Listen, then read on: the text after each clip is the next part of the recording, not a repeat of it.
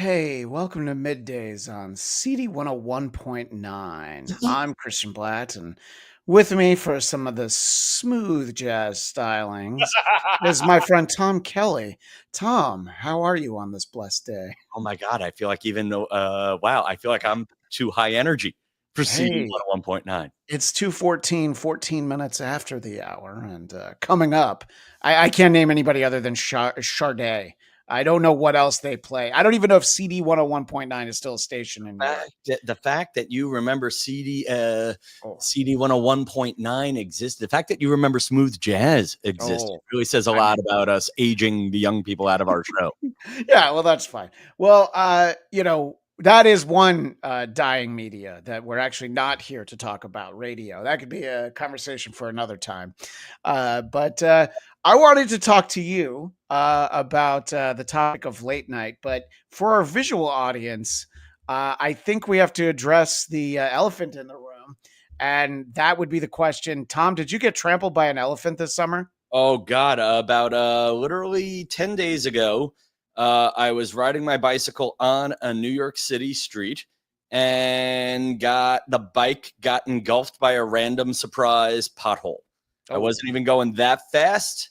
I had biked 30 contiguous miles from Hamden, Connecticut to New Haven, Connecticut and back that earlier that day, and got killed biking 6 blocks in New York City. And I'm actually just decided to get a lawyer for it today. okay. And because there was something wrong with the block because they just tore it up 5 days after my accident. So I don't know if that's because of me. It's probably not because of me. Right. Keeping the conversation simple. Yeah. Bike accident, 10 o'clock at night on a Monday. I luckily have friends who hooked me up with a great orthopedist surgeon for the hand. And by the middle of Wednesday, the doctor says, "Hey, I saw your CAT scan, and I'd like to operate." I'm like, "Dude, you're out of network. I'd like to price this out for. Could I do this in a couple of weeks?" And and I'm like, "When would you want to operate on this?" And he goes, Yeah. "Well, ideally tomorrow." Oh. Yeah, so I've had I've had wrists. Basically have broke both of my wrists. I have a list of jokes that did not work about it last night. I am working on the positivity. I am very ornery because I can't use both of my hands for certain things, Oh, including washing myself. yeah. And I don't know where you were going with that, Christian, but Well, I everything. was going to say there's a massage parlor in Crown Heights that I could send you to. You know what? And I'm ready for it. And I am ready for it. To just circle back to the stand up, I'm going to give you a choice. Do you want to share with our audience the joke that worked best, came closest to working, or knowing my audience, would you like to share the joke that worked the worst of you trying to talk about breaking both of your wrists? Or it's dealer's choice. You could even do them both. We got time. So Well, listen. If I know a good, if I know a good Bladtcast, yeah. if it goes less than 119 minutes, we've failed. And you know me, I'm always at a point where I'm like, Christian, I can't talk about the topic anymore. So why don't we banter for a minute before we do the topic? Though I'm sure that'll kill your YouTube things. I'll tell you. See, the thing is, I have a lot of truths and no punchlines. Okay. Truth number one was I fractured both of my wrists, and the doctor kept using the term fractured. And one's in a weird spot here where I'm probably just going to have to keep this immobilized for many, many months. And this one might, because I paid for the big $15,000 surgery, I may be on hopefully a faster path to recovery. That's my dream. Anyway, he kept using the word fractured. And I went up to several people for a good 3 or 4 days saying, "Oh, the good news is it's only fractured and it's not broken." Before I realized fractured is the medical term for broken. Right. So that did not work last night. I've tried to make it. I feel like I have to make the story. See, I understand why this one didn't work. You have to make the story go longer so you don't look like a loser. Fair. So instead of just saying, I hit a pothole, sounds boring. Yeah. So the story now becomes, well, I did 25 miles of biking up in New Haven, and then I parked my car in a very expensive parking garage that's 10 blocks away from my apartment. And then on that 10-block ride, I hit a pothole and fell off my bike. For some reason, consuming 30 seconds more of your time makes me feel more manly. Did not get a laugh last night, but I'm okay with that. This is the one that I thought would work. This is how deluded I am as a man. I actually went on a date with a woman who could be my dream girl last night, and a girl who set me up for it. She is 6'1", got to be a successful businesswoman in the hand painted wallpaper business. Went to Smith, knows art, loves Star Trek, and can recite the poem "Ode to Spot" from memory. I will send links later. That is, of course, written by Lieutenant Commander Data to his cat Spot. I'm trying to bring people in just a little bit. Okay. Yeah. And here's the deal. I'm so deluded that I think I'm a good match for her with 2 broken arms, when in reality, I wouldn't be a match for her if I had 4 arms. That one is the one I wanted to work. I like that.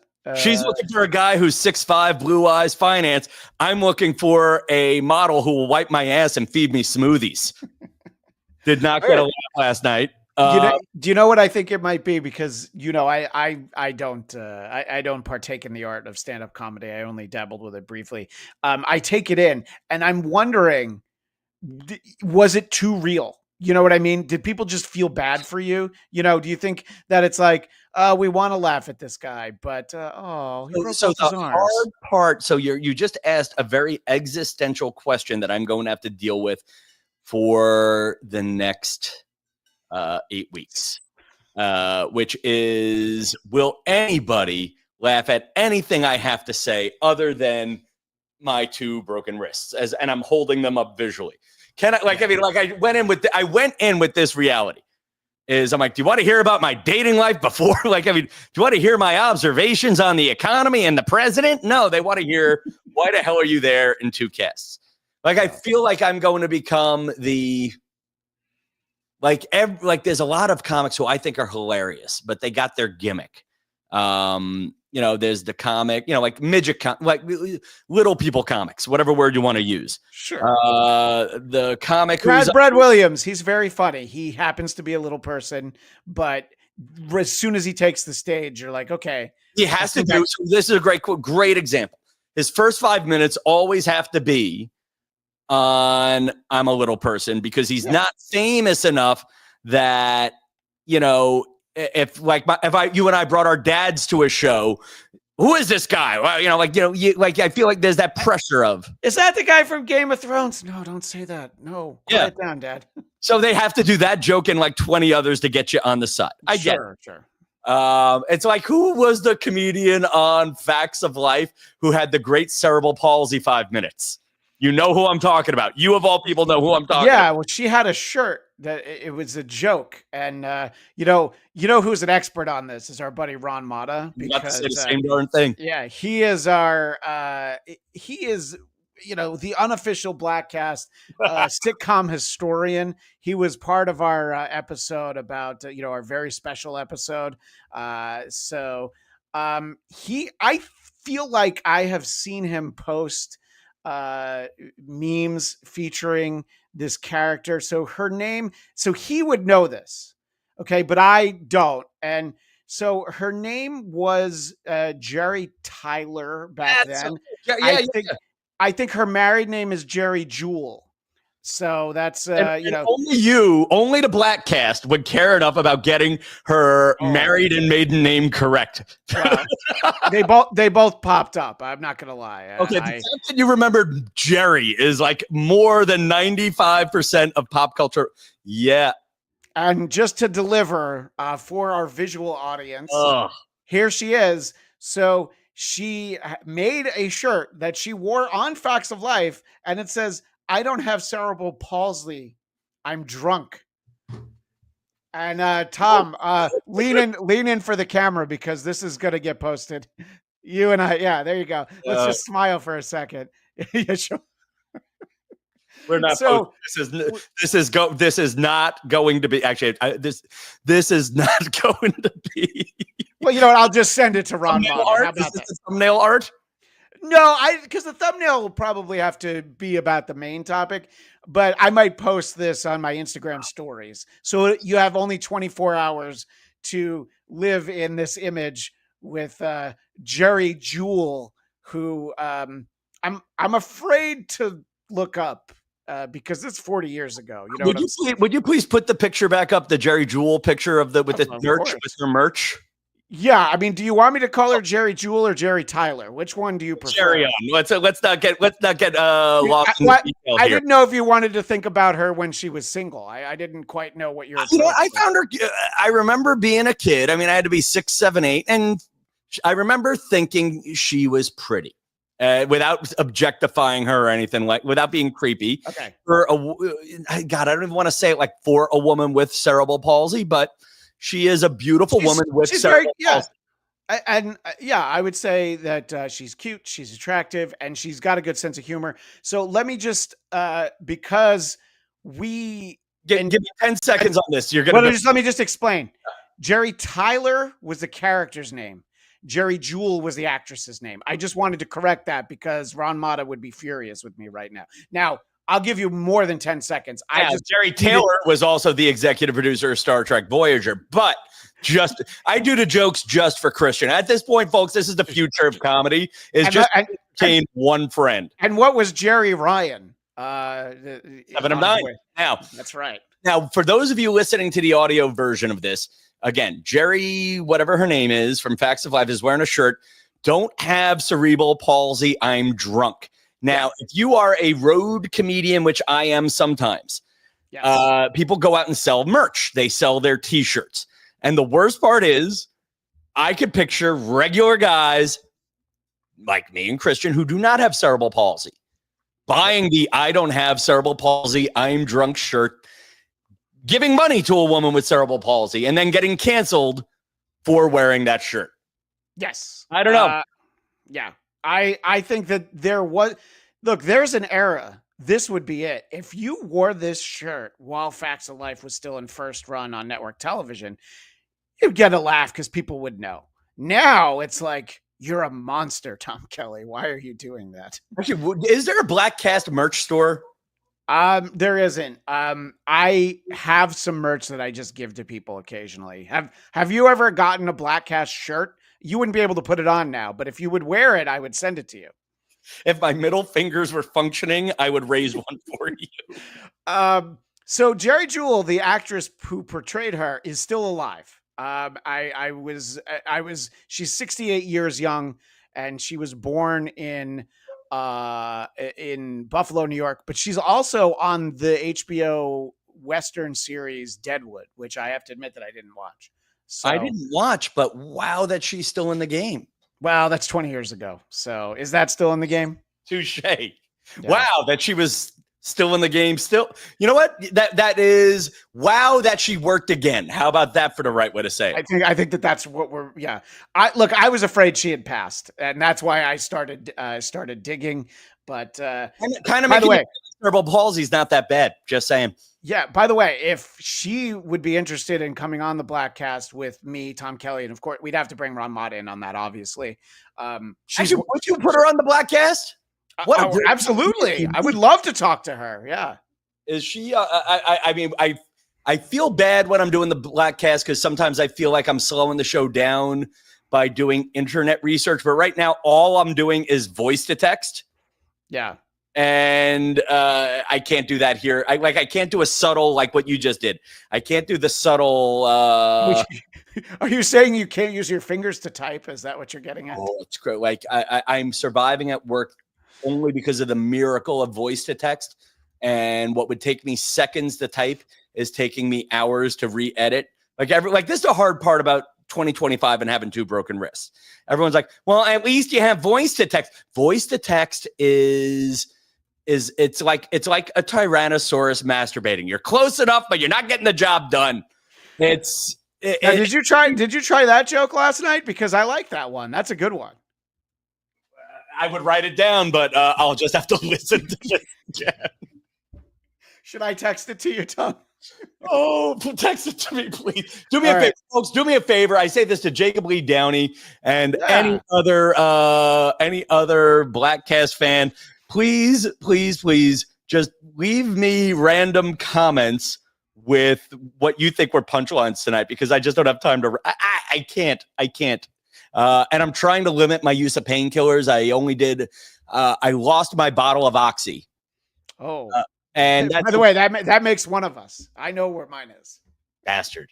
If you could mail me 2, I just need. I might need them again. But I'm trying to not do 1, the aggressive painkillers, sure. And 2, I'm trying to even stay light on Advil and Tylenol so they stay potent. Yeah. And being blessed for a minute. Right now, my hands do not hurt so long. Actually, this is what I've tried to make a joke and doesn't work. There are days where there have been moments where I'm in zero pain, just so long as I don't use my hands and try to contribute to society in any way, shape, or form. Well, why would you start after 40 plus years? Touche. But write that one down too, Jacob Lee Downey. Voice to text is a bastard because Siri has gotten smarter with AI and it's not doing well at it. So I have a woman who I worked with at The View 10 years ago. Have not talked to her in at least 2 or 3. Her name is Summer, Summur. So right now, and I have another boss, Dr. Dave Colin, Kolin.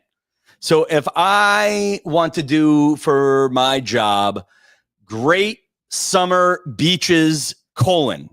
Now, before Siri got into my contacts, it would do Summer and then the punctuation mark, which is what I would want. Now, because it's trying to be personal, it's every time I say summer in the month of August and September, it's going Summur. So like it thinks I'm and my other boss, it's going KO every time I do the punctuation mark colon, it goes KOLIN. So interestingly, I did listen to all of that. I understand what you're saying. I was a little distracted by the chat. I was also distracted because literally 2 days ago, I was talking with my friend Eric Nagel about radio, and Dr. Dave came up, and the fact that I know you work with him, because we were talking about early Z100 Z Morning Zoo, and the conversation was basically that it gets a bad rap because that's like the original, like the real Z, and the Morning Zoo concept is mostly people ripping it off in other cities and doing it badly. I think some of the humor from those early 80s couldn't be played on the radio today, but Dr. Dave was someone who did sketches and song parodies and voices, and he was a tremendous contributor. Oh gosh, I'd love to hear your interview with Nagel about him. But yeah, Dr. Dave. This was just literally on the well. This was after he jumped on my show. We did like an hour on radio that was not for the audience because we're nerds, Tom. Yeah. Okay. So the short. Then you're right. Keeping it short. Dr. Dave is a man who quietly contributed to the most powerful morning shows in the biggest cities in the countries in the 80s. And if you heard something funny on morning radio, odds are it came from someone connected to Dr. Dave. Yeah. And, if you heard a bit, odds are somehow either Dr. Dave or someone connected with it. Like he used to do, like he had a voice, whatever the voice was. He had an impersonation of someone, and they would actually fly him from city to city to do that impersonation. That's how good he was. I could ramble about him. We could do a whole. No, yeah, wow, and he's a guy you should get on your show. Yeah, no, I would love to talk to him. I'd love to talk to John Rio, who was Mr. Leonard, who also was somebody who flew around, did that voice for a few markets. Nagel has gotten Mr. Leonard to record like a show open for his show. It's Eric Nagel, which we're doing a lot of promotion for Eric Nagel right now. But he has some tremendous podcast presence. He has amazing clips. He's got he's going to go deep on Todd Pettengill. These are all big New York radio names, but unfortunately, and Eric was on your favorite show, Who Are These Podcasts, talking about the Howard Stern stuff. Yeah. And well, he was supposed to be on my show, Who Are These Broadcasters, talking about Howard Stern, but then Howard needed another week, so he came on anyway. But by the way, for our live audience, we'll be doing that Tuesday, September 9th at 2 p.m. Eastern, 11 a.m. Pacific. So you're going to love this, Tom. And look, we're going to talk about late night TV eventually. And there's something great because I already titled the episode and I'm lazy. So listen, so Howard Stern for like a month was teasing, and the show is awful now. It is impossible to listen to. Tom's not saying that. I'm saying that. Tom creatively, actually, Howard Stern has done nothing. I haven't talked to Howard Stern since 2015. Right. I like the show now, but you keep going. So there were these rumors over the summer that he was not going to get his contract renewed, which turned into clickbait that he had been canceled, and then that turned into the conversation that had happened because he was woke, and that's going to tie into a conversation we are very much going to have. So I was so excited because our show, Who Are These Broadcasters, is Tuesdays, like I said, 2 p.m. Eastern, 11 a.m. Pacific. Howard was coming back the day after Labor Day, so I got up at 4 a.m. Did you hear me, Tom? I got up at 4 a.m. so I could listen to the goddamn Howard Stern show. Yeah, I swore a little bit just now. Everybody's going to be okay with it, right? Well, you blasphemed. You blasphemed. I did. You know what? I did blaspheme. And I know that Tom's not a big blasphemer, but you're letting me do it. So you're absolutely fine. No problems here. And they had been promoting it right up until the day before. J.D. Harmeyer, who works for the Stern Show, this was literally the day before, reminding you. So I get up at 4 a.m. Pacific time, and that's my own personal issue, that I get up then to listen to a show that I don't expect to enjoy, that I don't actually know that there's going to be real news on it. And right at 7 o'clock, instead of the opening of the show, Tom, this is what we got. Controversy swirls around the Howard Stern Show. He's not retiring. He got fired. Howard Stern Show may be coming to an end. Was Howard Stern dismissed, fired, let go by Sirius XM? Was Howard Stern too expensive, too political? What is going on? Today was the day to answer all questions, and yet the controversy continues. Howard Stern. Howard Stern. Howard Stern. Howard Stern. Howard Stern. Howard Stern will now speak Monday. Are you kidding? Howard 100. What the F is going on here? I've never agreed with Robin Ophelia Quivers more than what the hell is going on here. I was texting with my buddy Carl Hamburger, Hamburgr, who runs Who Are These Podcasts, the network that we do that show for. He was scheduled to come on, and like Eric Nagel, he still came on. He told me to go, he's like, oh, it's a bust, go back to bed. I'm like, well, I can't go back to bed. I got to really still prep the show. Now, I had plenty of clips. We had a great show. People can find that and check it out. So that's what I was saying about Howard Stern. And by the way, there's a couple things in the chat from Soren.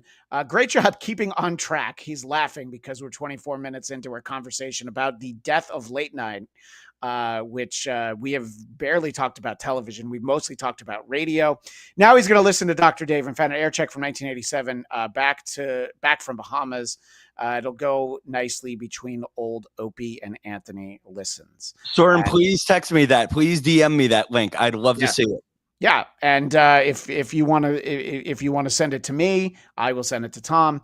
And Howard Stern will now speak as opposed to the last 50 years. So I want to tidy up another thing. So are we addressing is Stern coming back? I'm going to give you warning signs. Please. Stern's getting canceled. By coincidence today, I renewed my Sirius radio subscription, and I did the haggle, and they didn't argue with me. I said, hey, could I have last year's rate again before you hike the price? And they said, sure. 1-year commitment paid. That's why I think, listen. So you jinxed it, is what you're saying. Here's first, I think he's coming back. It's going to be, listen, first of all, Howard Stern can't have this deal in radio anymore. Correct. Howard Stern needs a podcast. He works when he feels like. He is the biggest name on Sirius, and I have no doubt a large number of people will drop Sirius once Stern is off the table. You know, Sirius Radio is for people who love Howard Stern but can't figure out the podcast app.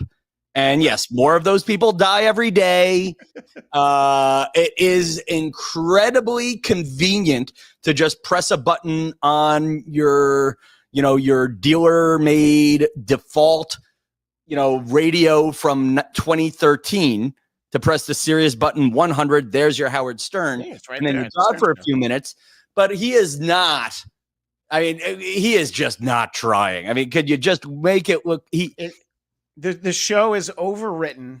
It is not particularly funny. The phone callers are fake, and they don't do a good job trying to make them sound convincing. Now, someone who will not be canceling their Sirius XM subscription if and when Howard ever leaves is me.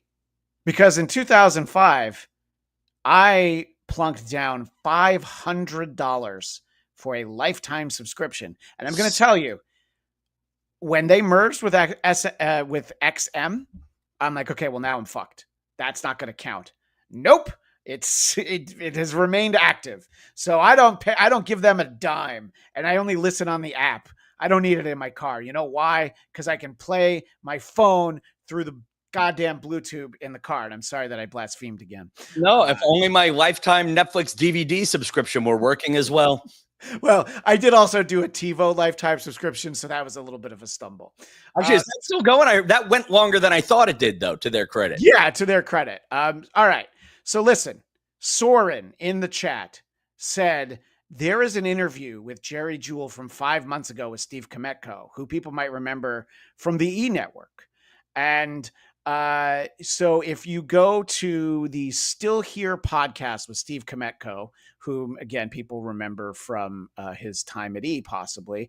I'm not going to spend too much time on this, but let's see how Jerry's doing. And Steve Kometko is a bigger name than Christian Bladt or Tom Kelly, even in 2025, but certainly in 1998. But he got her, so maybe we could talk. He cast me on Back to Life as Blair's cousin. And how long were you on that show?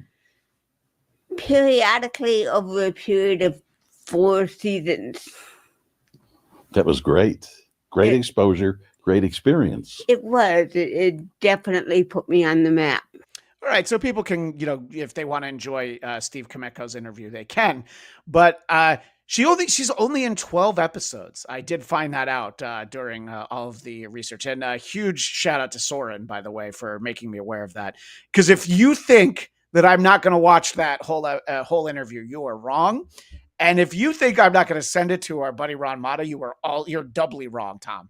I'm also going to go with, I think I watched more than I needed right there. My curiosity has been satisfied. Okay. See how you feel about this comment from Soren. She's ready for Kill Tony. I'm not going to lie, Soren. I would love to see that. That's actually very funny. Thank you so much. Soren, somebody who's been around for a while. This was an unannounced live stream. I was going to record it, and then you and I deliberated for a little bit, and then we decided to go with the quote from the great Bill O'Reilly. We'll do it live. So we're doing it live. Yeah. And I think this idea of Howard Stern being paid as much as he is, part of the issue is he has a huge production staff for a show that when it is on is 3 days a week. And I don't know what the total number is of shows he does every year, but look, he's worked out that deal. They were okay with it. So that's great. I used to listen to Jim Rome a lot, and he would say when people would call in, like, I can't believe you're taking off another week. And he would say, do you know why I take off so many weeks? Because they give me so many weeks. So if your company is willing to let you go away and just take vacations, then take them. And if they're like, Howard, 3 days a week is going to be plenty. I think the way that channel works, you're just kind of recycling the same 3 episodes throughout the weekend when he's coming in. But I think that he will stick around, but it will be a less total number of shows in 2026. Because the question for anybody who knows Howard Stern, and by that I mean just knows him on the radio, what else is he going to do? I'll give this one thing for Howard Stern is I think he needs the infrastructure of people around him kissing his butt. But if Stern is to survive, and I think he still gives a great long form interview, woke or not, yeah, I'm kind of over the, listen, being paranoid about COVID, whatever your opinions on it, being paranoid about it is 4 years old. At this point, society wants to function, blah, blah, blah. But at a certain point, he needs to start having fun again, just a little. By the way, he has had a little bit of fun, but it's only because his wife, the lovely Beth Stern, appeared to be going stir crazy in his mansion out in the Hamptons. He still does the show from there. And it was during COVID that I was just like, I can't listen anymore. He's like, it was such a crazy, wild, uncertain time. Information out there was what it was. I'm like, I can't spend 4 hours with this guy who is already completely been out of shape over it. And he was always a little bit agoraphobic, always a huge germaphobe, and it just completely fed into it. And I would say it broke him. But I listened up until that point, and he'd have like a big name guest, and I'd check it out, and then I would be like, well, it's. See, I love him. I love this system of how, but you got to do more, and you got to be into it. You can't be like you can't do the I don't want to be here thing when you're making $100 million a year. At a certain point, you can make $100 million a year. Like, here's why Joe Rogan's surviving. Joe Rogan is making more money than you and I ever will in a minute. Yeah. But you know what? He acts like the working guy to a certain degree. He doesn't say, there's a disconnect with Stern, and I'm kind of over it. If I were Stern's life coach, I think he needs the show for a certain amount of fulfillment. Yeah. You and I both know celebrities who had a great job and stopped and missed it. And I think there are certain things you can leave and you can always go back to. But right now, if you have a big old media job, you can't leave and come back. Listen, Letterman left and went back to Netflix. He's doing 5 theater shows a day, blah, blah, blah. And the rest he's on YouTube. Conan left late night and went to podcasting. Now it's a different kind of success. He seems happy. But I know other celebrities who, they're sitting there. Actually, using some of the people you talk about, Opie and Anthony. Opie is doing Instagram live feeds, hoping people come in. Have you ever watched one of his live streams where he's out at his, speaking of guys who have houses in the Hamptons, he talks about the weather and he wants to know what the chat wants to talk about. He doesn't really come prepared with any topics. And then when he's back in New York City, as he is right now, we're specifically talking about Opie right now, he just kind of goes around and he usually finds foreign tourists and tries to make fun of them. So he is kind of the worst of what someone could be doing right now. Anthony, whatever you think about him, he not only has a weekly regular broadcast radio show on WABC in New York, he also has his online show, his Compound Media merged with Censored TV. So, and you know what he does for his show? He prepares. He knows what he's going to talk about. He has topics. He often has clips. Opie just figures he's going to go out there and wing it. And he made a great living winging it for 25 years. The problem is he had something great. It got for whatever reason, it got taken away, and it's hard to go back. Well, he took a photo of an employee in the men's room, so that's why it got. That's what happened the final time. Yes. They had moved him to afternoons because he decided to take off a summer. Where you want to talk about taking vacation when they give you vacation. He had not gotten that vacation. So he just decided to disappear. And that's how Jim Norton and Sam Roberts came about. And Chris Tuthill says, Christian, you made Opie's show sound much more interesting than it actually is. That is true. Yeah, and I've heard the clips, Chris. That is that's an on the money comment, Chris. And he said this earlier about the Stern show. What are the staff doing? It makes no sense. Whatever they're doing is they're propping up that show, the Stern show. They're heavily involved. They've done atrocious bits where they let AI write out like a little radio play to make the point that AI is not good at it, but then that means it's bad to listen to. So, but Howard does a show. He goes out there. He does it in his house, but he puts himself out there. He does a show.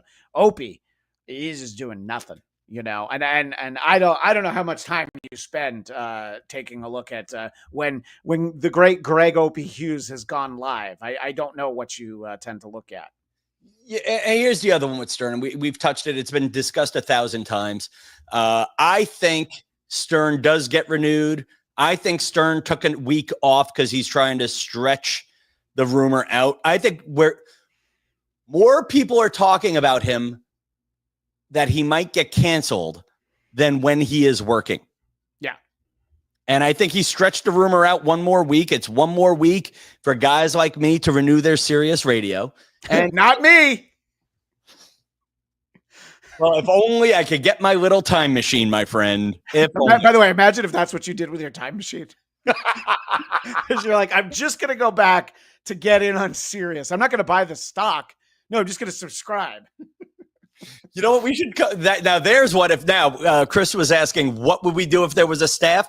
Stern staff would be texting into the equivalent of the comment board here.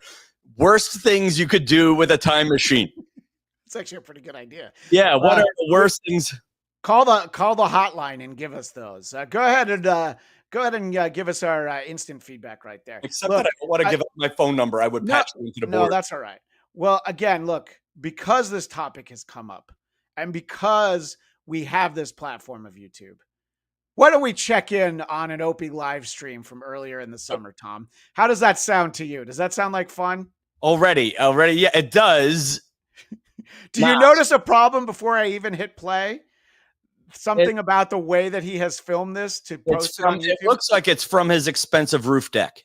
Yeah, but also it's the wrong orientation. It's for but that selfie mode does. I forget. I make that mistake. Giving him some credit, I can't figure out how to fix that on my own phone. Okay. But, in fact, if anybody wants to come to my apartment on the Upper West Side of New York, please, we're ready. I need help with this. Actually, is that the wrong orientation? Or is the flag just blowing the wrong way? No. It should be horizontal. You can do that with the phone. Oh, too. That's what I'm saying. Wait, I think someone recorded an Instagram live. Well, no, but that's why I'm playing it on YouTube, because it's making the point of just how bad Opie is at this. And let's take a look. Stars and stripes. He's talking about the flag waving, Tom. So it looks like we got a little south. I don't know. I would go a little southeast breeze over the ocean. Thank God. And that's good for us because our AC is bad. You know, your AC.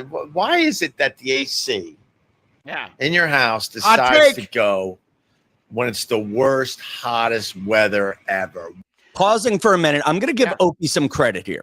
Okay, please. Well, I think what we're doing right now is it's kind of like playing this podcast on Instagram or on a TikTok reel. We would look awful. I mean, again, we're up to minute 45 and we still haven't gotten to the topic we teased. We would look awful on TikTok. I think what we're doing now is when you're on Instagram Live. Yeah. Rosie O'Donnell does this well. I do not. I think there are a group of people out there that watch an Instagram Live just looking to have a friend and looking to be in someone else's living room. Well, I will tell you who that person is Greg Opie Hughes. More than anything, he wants friends. That's why he's the other way. I meant from I know. Point of view. You were saying the opposite. So I, as my kids would say, I slapped down the Uno reverse card on you. And they legitimately.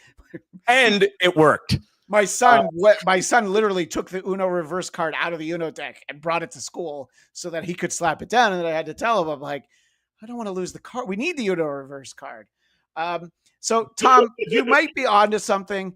But let's get a little bit more of this. Why is that? Oh, yeah. So that was the point. Why is it that your air conditioning goes out on the hottest day of the year? You want to field that one, Tom?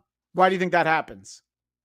Because the world is, you know what's funny? I again, this is the same kind of bad comedy I might create one day. Like if I'm feeling broken and I have this is why maybe we all shouldn't be able to go live before, like, you know, like for drunk drivers.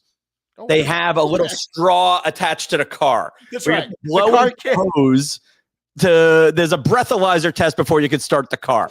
There should be, like, before you go live on Instagram, there should be a breathalyzer test and then 5 AI generated questions to evaluate your psychological health. I think that's fair. Yeah. And there we go. Is there anybody with you? You feel alone today? No, you shouldn't be doing this. No. Yeah, no, this isn't a good time to go live. Anyway, the short answer is because if it's the hottest time of the year, you're using your air conditioning a lot more than usual. So then it's going to be more likely to break. Well, silly question. How many? I wish we knew how many viewers he had at this moment. I know because I was watching this stream. He doesn't usually have that many, but this one is from it's from 2 months ago. It's got 1,000 views now, 39 likes. Okay, so that's where he's at now. So yeah, but it was I would say under 100 is what he had when that was happening. I actually want to change gears but still talk about Opie. This is like I'm dropping the needle on a different part of the show. You should see that we're now at the 7-minute and 11-second mark, Tom. We had another shark bite. Okay. Stupid shark bit somebody in the leg. I think they said, "Oh my God, did you see that?" It's too late. There was a bird that just flew by. Maybe if you rewind, but I don't know if it came into camera view. It didn't, Greg. It had a fish in its talons. Okay. And its claws, and its bird claws. Okay. That was about a third of the size of the actual bird. And they were going back to the nest, which are behind my house. Yeah. They tease you, man. You'll be fishing on the beach, and all of a sudden one of these things will come back and fly right over your head with a giant fish. And the fish is like this, hey, put me down. Hey, this ain't water. So I'll tell you, Tom, I watched this 2 months ago, and I pulled these clips, and some of which were played on a show. Many of them weren't. I remember this vividly because of how terrible it is. He's doing voices. I'll tell you what, he had an interesting topic, the shark bite. Okay, so somebody got bit by a shark there out in the Hamptons. Let's hear about that. Ooh, look, there's a birdie. It's like the dog Doug from the film Up. Squirrel. He's basically like the dog that sees a squirrel. So it's funny. I'm as I go through my own creative evolutions. One thing that I think is that the age of broadcasting in a studio is over. Well, I think it's going neither of us are doing that, so I'm on board for that. And I think the age of broadcasting at home is over because everybody can.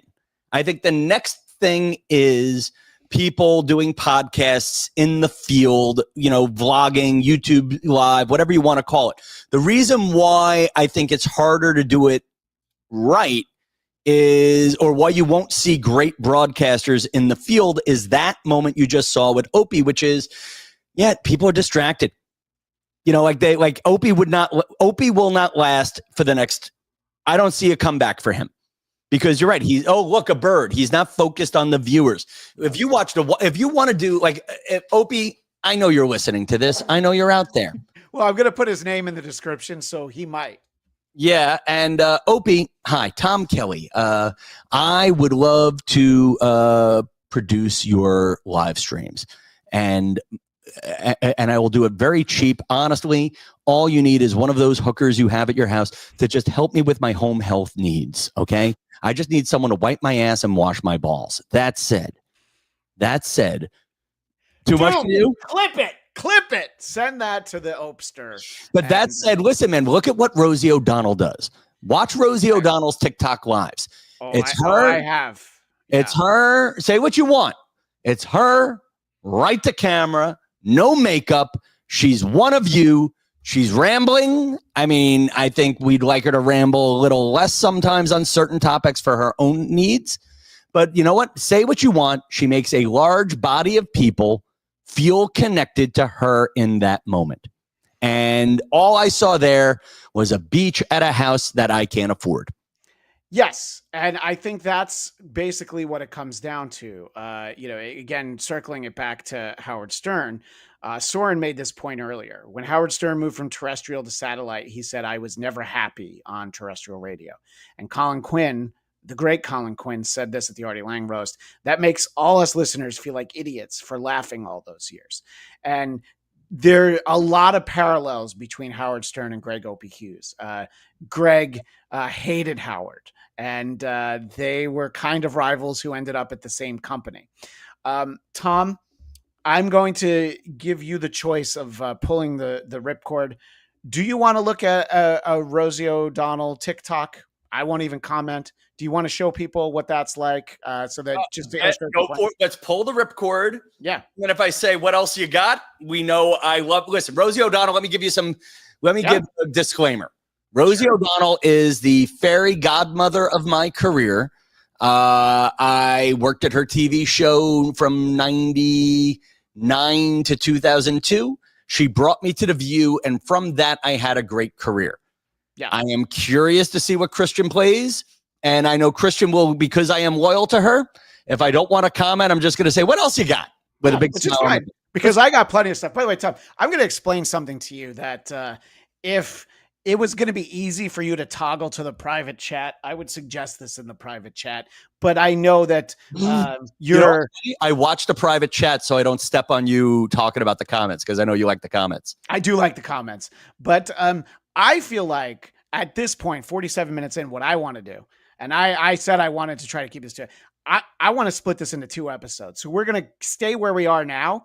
Soon as we get into hour 2, then we're talking about late night television. Whatever we really went into some other stuff. So this is Bladtcast 655 and 656. So I'm getting the double dip, and I'll post them both together. You know, everybody will be able to enjoy all of it. Look, I'm just trying to maximize my content. I try to not have the days of the 2 hour and 56 minute, true story, 2 hour and 56 minute Bladtcast. I try not to do that. All right. So Rosie, to her credit, a lot of celebrities are like, I hate Trump. I can't be in this country. Well, a lot of them are still here. Rosie's in Ireland now. So she put her money where her mouth is, and she left because it was giving her, anybody who follows Rosie's career knows that she gets very upset. I mean, she told a story about after Columbine calling Oprah Winfrey in the middle of the night. These are all stories Rosie's told, and no judgment, because what a horrific thing to process, So she's like, I'm going to move to Ireland. And she was doing a lot of TikToking when she was still here in the US. She would talk about the squirrels in her yard and things like that. So this was this was last week, I think. Hello, everybody. It's Monday all day, as my Nana would say. How are you? I'm all right. We're doing great. This coleslaw that's now flat. You're not supposed to touch it, I know. It's flat, and it's got a little scab on it. So I'm letting it air out. I have this thing where you can put a circle over it, and it sort of disappears. But then I'm like, who cares? Everybody gets cold sores. Well, not everybody, because I never got one till last year in October. And I went to the doctor. I'm like, what the hell is that? They're like, it's a cold sore. I'm like, it can't be a cold sore. I never had one. So she's basically still doing a version of her show, okay? In the sense, where it's turn on the microphone, I'm going to tell you stories. And I thought that Rosie O'Donnell was a tremendous stand-up comedian. I enjoyed her in a number of movies. And I liked that show before I ever worked in the building where they made it. I just thought it was it was light. It was fun. So she's doing that. That cold sores, our audio audience didn't really get to see it. But she's talking about her life. She's doing it right. She's not turning the camera around and showing you the ocean and saying well, it looks like low tide. Tom, what do you think? And I use that because Greg Opie Hughes would see you in the chat, and he's like, well, Tom Kelly show's the only one here, so I might as well talk to him, There's two. So it's funny. So Rosie's doing what I have tried to do with my podcast, and what I could see Greg Opie Hughes trying to do in the live clips that you have just shown me. But Rosie is a genius at it. There she is. Look at me. I'm imperfect. I have a cold sore. You have cold sores too. And she's not even being that funny about it. She's just compelling and real and one of us. And that's the magic of her. And, like me, I would be more if you guys want to follow my podcast, by the way, put that plug in at 48 minutes. I don't know if this is on part 1 or 2, but Rosie, like on my stuff, like, you know what? I hit a point where I was naming my regulars so much that I wonder if I was alienating people who weren't my 6 regular people who would comment in my private Tom Kelly Show fan group. And what she does is, hey, you're all here.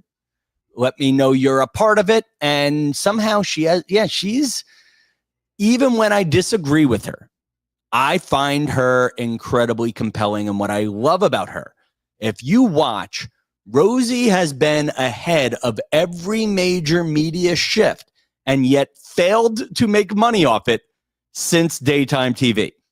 She went to XM as XM was merging with Sirius. Check my numbers on that one. But when I was working with her she was big on eBay before eBay was big. Like, she had a way of just integrating, making you feel interactive using the internet. Well, let me just throw in one more thing. I think it was Fridays on her show. She would be in like an AOL chat room during the show and actually like talking to people. So I'm just to reinforce your point. And that's a fairly common thing now, people chatting, and sometimes it's people on the staff, but it's literally her typing there. She would be doing her. Oh, it is. Well, she is. Even when she had a staff, it was a lot of her. And the funny one with Rosie on when I worked at The View was she had some sort of equivalent of an AOL chat on her blog. And I was waiting in line to get 5 minutes with her to talk about something, right?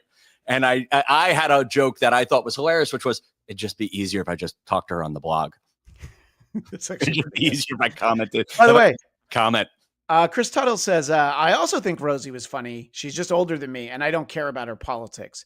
I think people get wrapped up in the politics. And, Rosie O'Donnell is basically your Dennis Miller career-wise, and he's someone who the politics come up with a lot.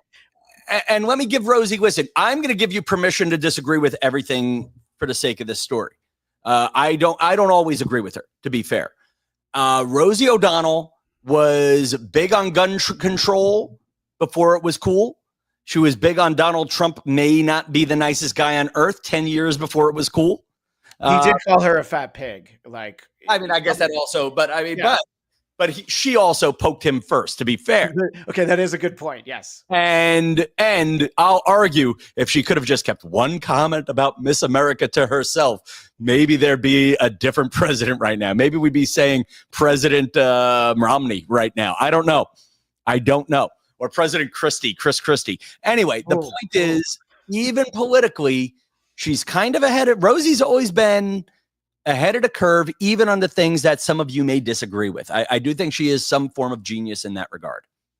Yeah, no, look, I agree with all of that.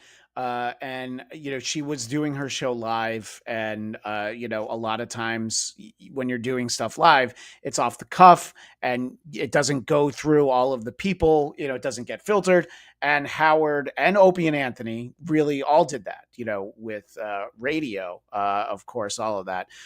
Chris Tuttle's saying over here, the only news coming out of Ireland is uproar about immigration. Even the Catholics and Protestants have stopped fighting and joined forces. She is obsessed with Trump. I think a lot of people are. People are obsessed with there's something that people talk about called Trump derangement syndrome. And I read a very interesting article by a Boston Globe columnist who used to be on the old Dennis Miller radio show, Jeff Jacoby, talking about how, Trump derangement syndrome was a real thing where everything he said, people lost their mind.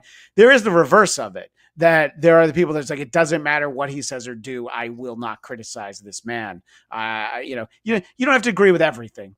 And, so some of us would really like to know who's on that Jeffrey Epstein list. Even Marjorie Taylor Greene can't, even she has to be like, yeah, we'd really like to see that. You told us you would see it. But anyway, that's enough politics for this part of the conversation. I want to go back to Opie for a minute because would you rather be eaten by a shark or a bear? Comes in 9th place. You got Nick Diaz, 78. Excuse me, in 8th. Dan Carroll, sneak. Okay. 4093 snuck into the top 10. He's in 7th place. John Mantione. Keep listening. 6th place. 5th place. Sneaky. The Bladtcast. 3174. 5th place. Jackson. So I snuck into Opie's chat and posted maybe 5 times, and then I became the number 5 chatter on his show. So that'll tell you were wondering about the numbers of the live stream. And he posts his videos in different places.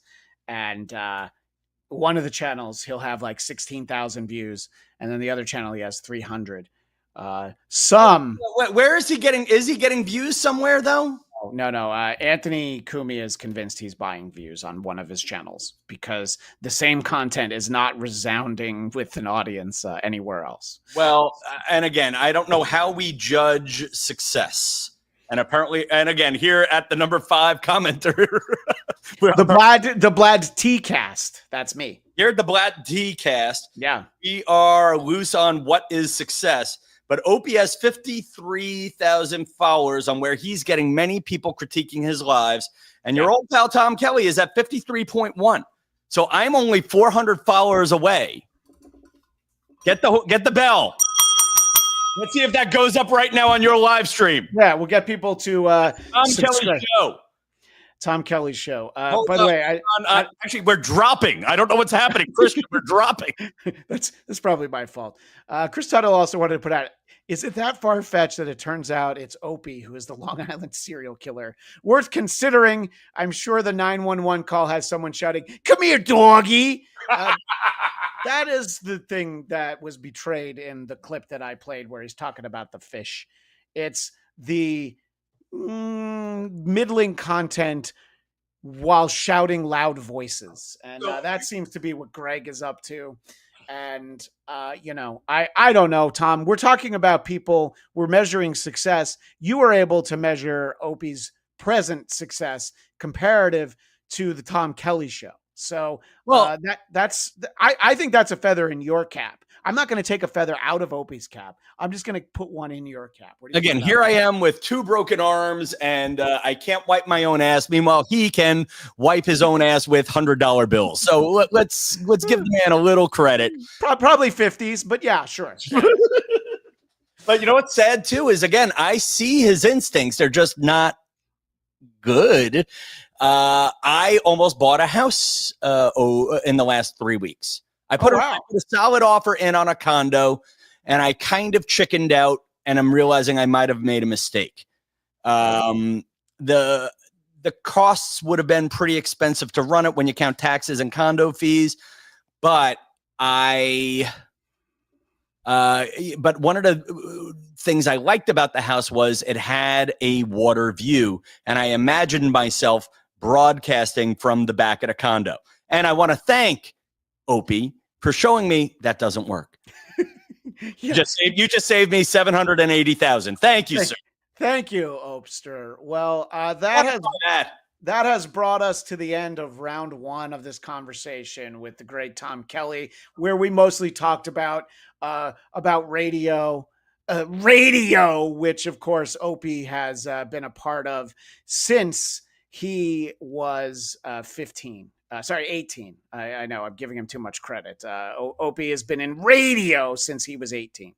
And we also surprisingly spent an awful lot of time talking about Jerry. No clickbait. Jerry Jewell. We talked about Greg Opie Hughes. We talked about Jerry Jewell. We did talk a little bit about Howard Stern. We talked about Rosie O'Donnell. We talked so many great things, Tom Kelly. So for our... Can I just say this about Jerry Jewell so we don't talk about her on the next podcast?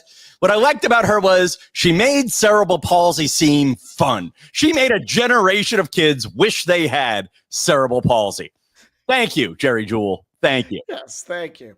So, Tom, for our audio audience who will they will be sent back to the affiliates in a moment, let everyone know where they can find you. I am Tom Kelly Show across the board. The Tom Kelly Show podcast is on YouTube and all the audio apps.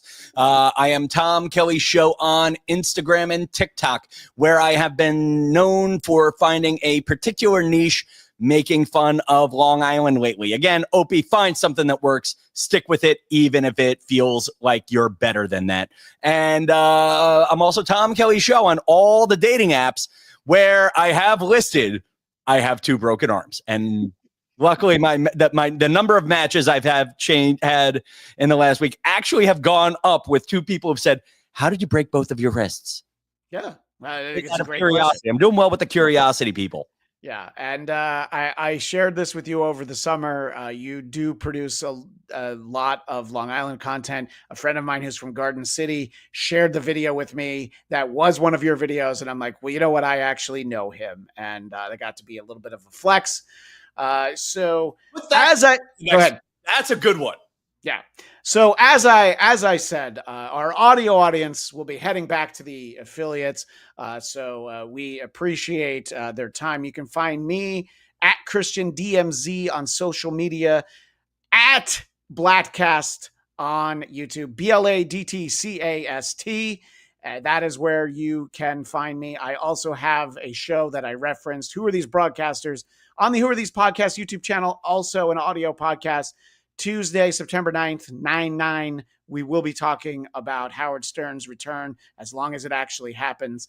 And the show I make money from, I produce a show called 100 Songs That Define Heavy Metal, wherever podcasts are found.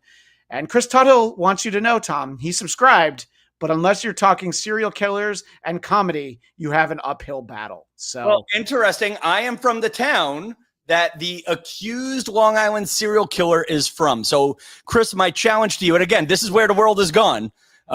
We now promote one person at a time. Go to my YouTube and look up Tom Kelly, Long Island serial killer. I will give you a tour of the serial killer's neighborhood, and I'll give you a tour of where the bodies were dumped, and add the word allegedly wherever appropriate. Allegedly, yeah. And allegedly, also from the great town of Massapequa, is John Melendez. So, Chris, that is all the more reason to subscribe to the Tom Kelly Show. We appreciate Tom's time. We appreciate Chris Tuthill, Soren, and everyone else in the chat. That is all the time we have for now, but we'll see you next time on the Bladtcast. Welcome to the Bladtcast. We are here with my friend Tom Kelly. Yes. The great Tom Kelly. Tom, we want to talk about late night television, don't we? It's over. No. I want to talk about it. We're going to do. Oh, it is? Good. Yeah. You vamp for a second. It's dead. It's dead, right? No, we're still going. Oh, but I mean, late night TV is dead. Late night TV is dead. Yeah. Podcast is still going. Podcast is still going, sure. Yeah. And look at this. Farad Muhammad, did somebody say late night? So he waited throughout the live stream to see what was going on. And we are going to talk about we're going to talk about late night television. We're going to talk about sort of where it's at now and the thought that it might be dying. Tom, do you need to use the facilities? Do you need a break? Because I wouldn't mind at a pee break, but I definitely turned on the air conditioner right there. But Farad Muhammad, would you, if you'd like to go take a pee break, I'll talk to some friends in the chat. It's fine. Yeah, pause for a minute, but I think when we do the podcast, we should start the way you just started. That was a great. No, Tom, we're already in it. This is the podcast. This is the problem with the Bladtcast. You come up with a great clickbait title, and then we get sidetracked awfully. And we got sidetracked by a woman who made 6 appearances on The Facts of Life in the last episode. 12. And now we're getting distracted by my bladder. Go. You go ahead. Tom is going to do that. And I'm very glad that our friend Farad Muhammad is here, because if we're going to talk about late night television, Farad Muhammad is someone who is a bit of an ombudsman about late night television.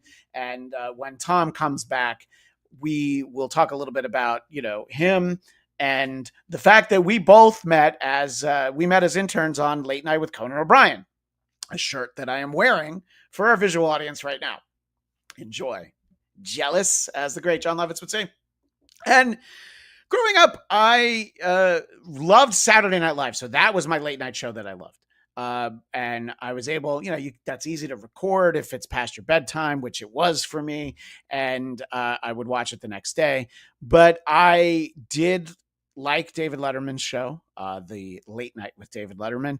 I never really got into Carson, but I knew he was great. I knew he was the gold standard. I've seen clips since then, just some amazing stuff, just tremendous things that are all there. But Conan was really my guy. That was the show that it was like, we got to see who this guy is who's taken over for David Letterman. And Conan gets off to a bit of a rocky start in September of 1993. And there's rumors that the show might be canceled. I think they had a number of 10-week pickups from the National Broadcasting Company. And some would say, and Farad, you correct me if I'm wrong, that David Letterman coming on late night while he's doing the Late Show on CBS, sitting down with Conan O'Brien and appearing as a guest on Late Night definitely helped at least resuscitate Conan for the time being. And I did personally make sure to watch that episode.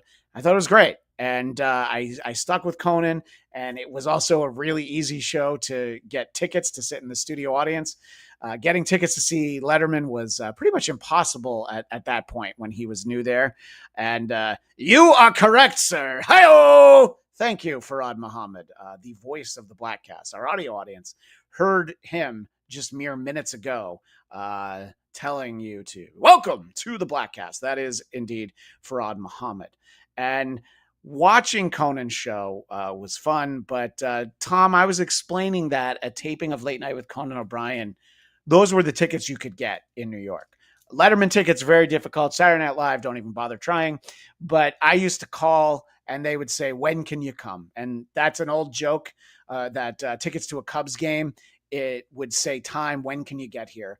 But the idea that you could just go and check out a television show, which I was always interested in television. I love doing it. It made me love the show more.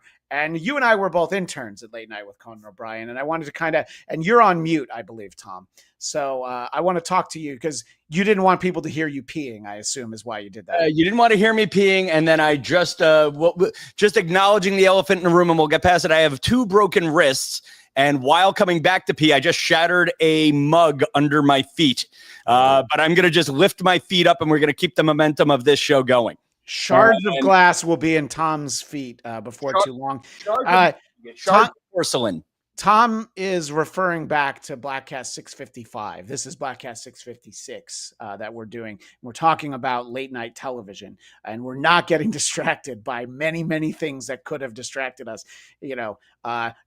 Don't say the words Joe or Matarese. We're going to stay focused, okay? We're going to talk about late night television. I don't want to get distracted, Tom. But we both loved late night television. And in fact, you were a late night host in college. Nighttime with Tom Kelly. Actually, so I'll sum it up in a sentence. God forbid you edit this show and you boil it down to this starting point. But here's my lead. You talk about, is late night dead? Thank you for asking. I am someone who dreamed of having a late night TV show in college, and I'll argue for most of the 2000s. And now I'm not even sure if I can name all of the late night hosts.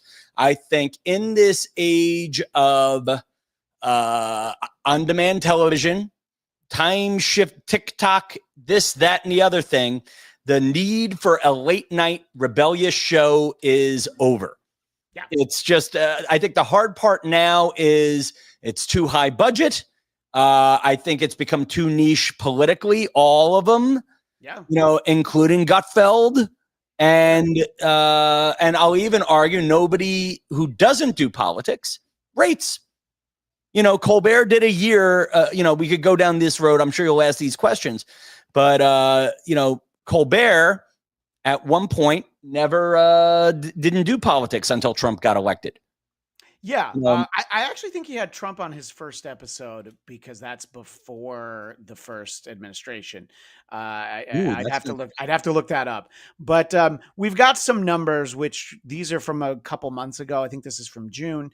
But what you'll see is Late Night with Stephen Colbert with a 9.22, and Kimmel with a 6.95, 4.54 for The Tonight Show with Jimmy Fallon. Now, I think it's important to point out that the Colbert Show, being the number one show in late night of these broadcast shows, it has a lot to do with the outlet it's on, CBS. It does skew older. That is a demographic that still feels like, well, we're going to watch the local news and then we'll see what's going on late night. And I'm not saying that's everyone. And look, I am not I'm not casting any aspersions on the pedigree, on the talent, the ability of Stephen Colbert. That's not what I'm here to do. We're more talking about what is the audience for these shows. But most importantly, these shows are expensive, incredibly expensive. I believe that the Late Show with Stephen Colbert has 200, maybe 250 people on staff.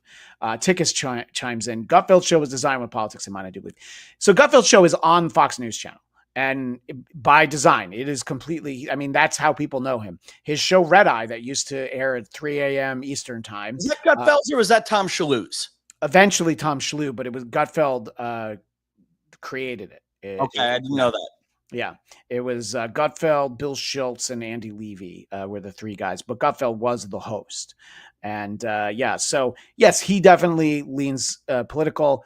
And look, it's fine to have a host who leans right, especially if you're on the Fox News Channel, because the other hosts, let's just say, don't lean right. I think we can try and be semi-diplomatic here.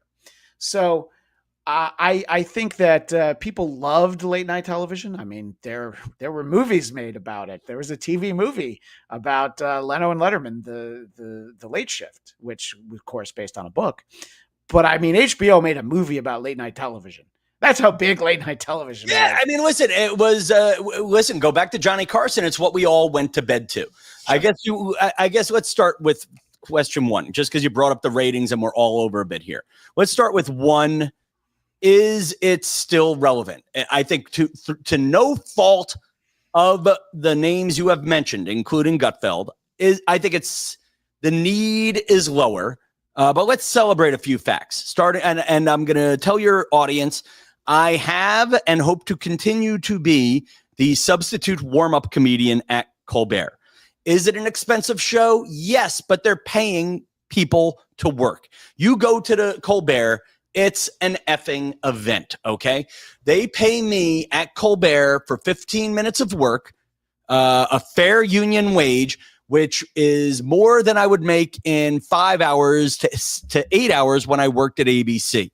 When I think it's kind of known, I don't know this for sure, but when COVID hit, Colbert may have paid out of his own pocket for everybody, including the union guys, to stay at work. Colbert, during the writer's strike, paid possibly out of his own pocket to keep people working and to keep people in the game. Okay? And I think Fallon and his arguments about whether or not Fallon, Kimmel, and other people did. And listen, using COVID as an example, I say this. I worked at Good Morning America and I worked at ABC for 15 years. COVID came on a Tuesday and ABC stopped paying me on Wednesday. Okay, give Colbert some credit there. The show's expensive. The show's an event. We compare him to now Gutfeld, who's walking around saying he's the king of late night. He doesn't pay union wages. He doesn't pay his writers benefits. I think they all have benefits outside the system. He doesn't pay his guests. If you get to be on Gutfeld, I think you're lucky if you get an Uber ride from the airport. You know, and he's and honestly, they probably book local a lot. Like I know Jim Norton, Jim Florentine, those guys are on there a lot. They're local because then they don't have to pay hotels. Yeah. And look, Conan had a lot of local, Al Roker and Abe Vigoda sure were on a lot in the early days of Conan. So I'm just going to say, we're not specifically criticizing Gutfeld for this. No, but it's comparison. No, I'm not. Listen, it might have to be the future as few and fewer people people watch TV late at night. I'm going to argue first. The first sentence about Colbert was he fired because of politics? Because I think Colbert, in one sentence, CBS paid a huge settlement to Donald Trump, and Colbert bit the hand that fed him while they were in negotiations. And I'm sure some big shot at Paramount said, were we going to give him another year? Nah, F it. It's out. Let's fire him. Let's let him know he's out now. Yes. But he didn't get fired. They're giving him a year's notice. And there's no way he is losing the network $50 million a year, because even if he's not as profitable directly, there are all of these affiliates that think, to the point Christian said, that they watch the local news because there is a good late night show on after it. Now, those people are dying every day, like my grandmother, who God would be 98 now if she were alive, or she'd be 101 if she were alive today. My grandmother was a Judge Judy viewer, and one day Judge Judy went from Channel 4 to Channel 2, and instead of watching Channel 4 all day with Helen DeGeneres on right after it, she watched Channel 2. And I think there's still a lot of people who still watch broadcast. It's one channel, and it's all right. I'll watch the news with the no-name anchors that has the Colbert on after. So just a quick question, because your Grandma Kelly, she went from being an Al Roker gal to being a Mark McEwen gal. Is that what you're saying? If we were in 1990, that's the exact joke. Yes. That's all right. The real thing is, I think she went from being a Janice Huff gal to a David Price gal. Those are local anchors. I'm trying to keep the show national. Oh yeah, that's why we did a whole hour on New York radio. Way to be relevant with a Mark McEwen reference. It's just for you. So yes, I think that it's a great starting point, because fortunately, I have this. This is when Stephen Colbert let his audience know what was going on. And I think it's a great starting point for Tom and I. Oh, hey, everybody. We got a great show for you tonight. Senator Adam Schiff was my guest. We harmonized on Seven Bridges Road. What a voice. I cried. But and just Tom, you don't have to say anything. In fact, I'll take you out of this. The fact that Adam Schiff was the big guest on the show might lead towards some of it. I remember when movie stars used to be on late night television. That's Christian Bladt saying that. All right. But before we start the show, I want to let you know something that I found out just last night. Next year will be our last season. The network will be ending The Late Show in May. And so this is a surprising part, but he goes on. And this is what I would say the shocking part.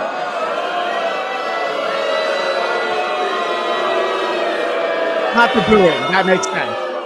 Yeah, I share your feelings. It's not just the end of our show, but it's the end of The Late Show on CBS. I'm not being replaced. This is all just going away. And I do want to say,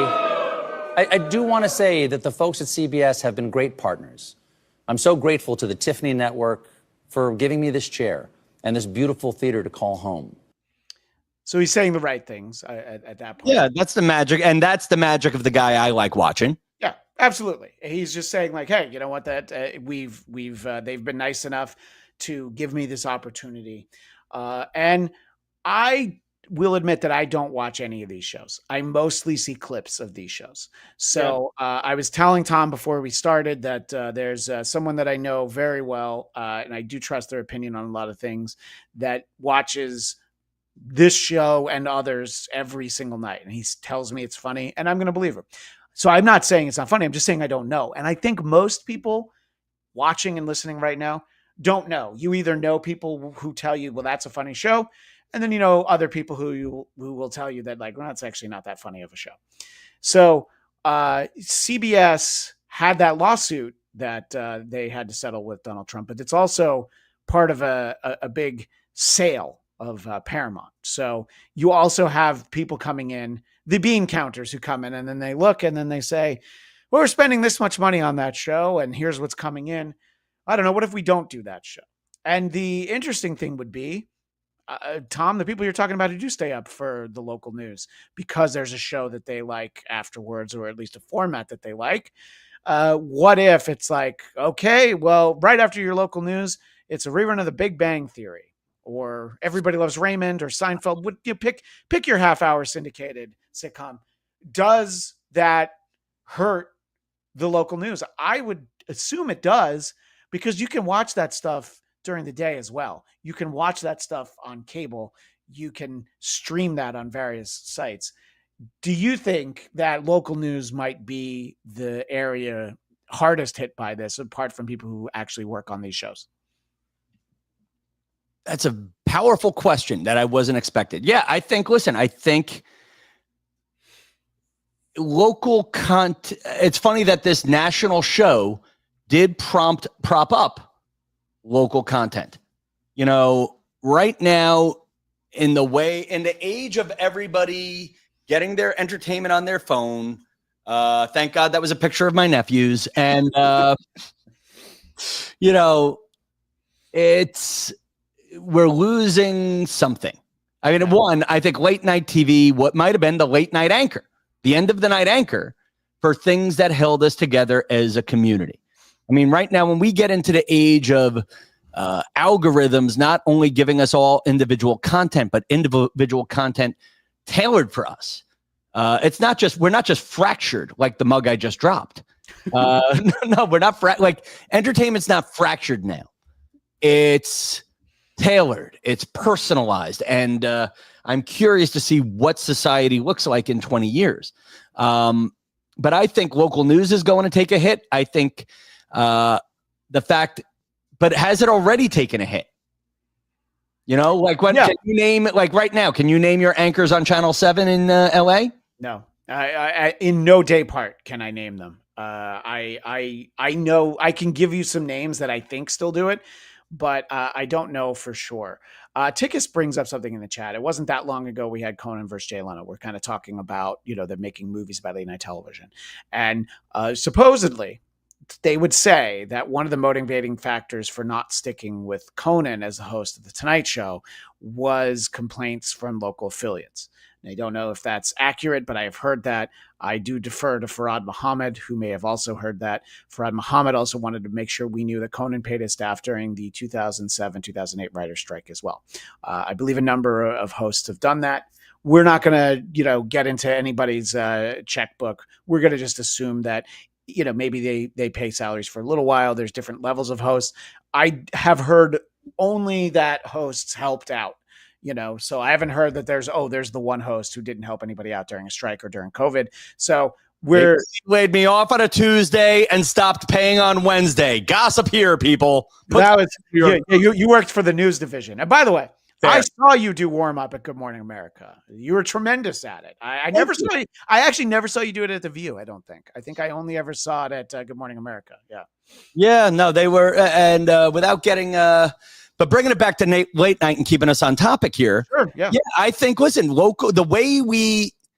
I find scary is right now, you and I are basically having a phone call and sharing it with 5 friends or maybe 5 friends live. Yeah. And then another blank 1,000/million later. If we were on Opie radio, it would be 16,000 by this afternoon. Yeah. But I'm going to argue that the concept of I think Colbert will be replaced, but by what? Yes, right. Not by a late night show. Think CBS will offer something, but I think the need of, first of all, I don't think late night Colbert, any of these guys have to be at night. That's fair. I have a. Should we ruin the illusion for everybody? All those shows are recorded at 5 or 6 at night.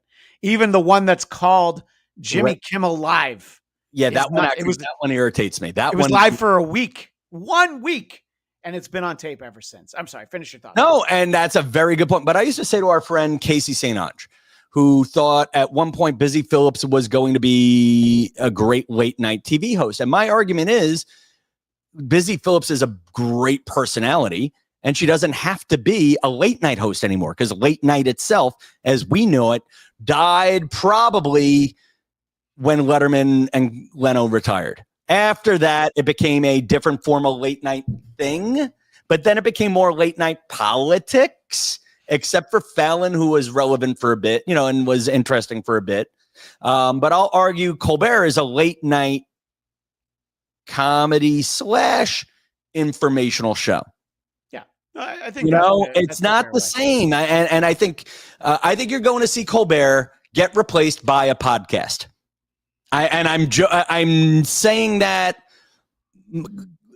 How great would it be? Colbert gets replaced by Conan O'Brien Needs a Friend. It's going to be something like that, where instead of doing it in front of, in fact, I don't rule out Colbert getting replaced by Colbert, but just somewhere else, maybe kind of like we were saying on the last episode about Howard Stern, 1 or 2 episodes a week. Does it have to be an hour?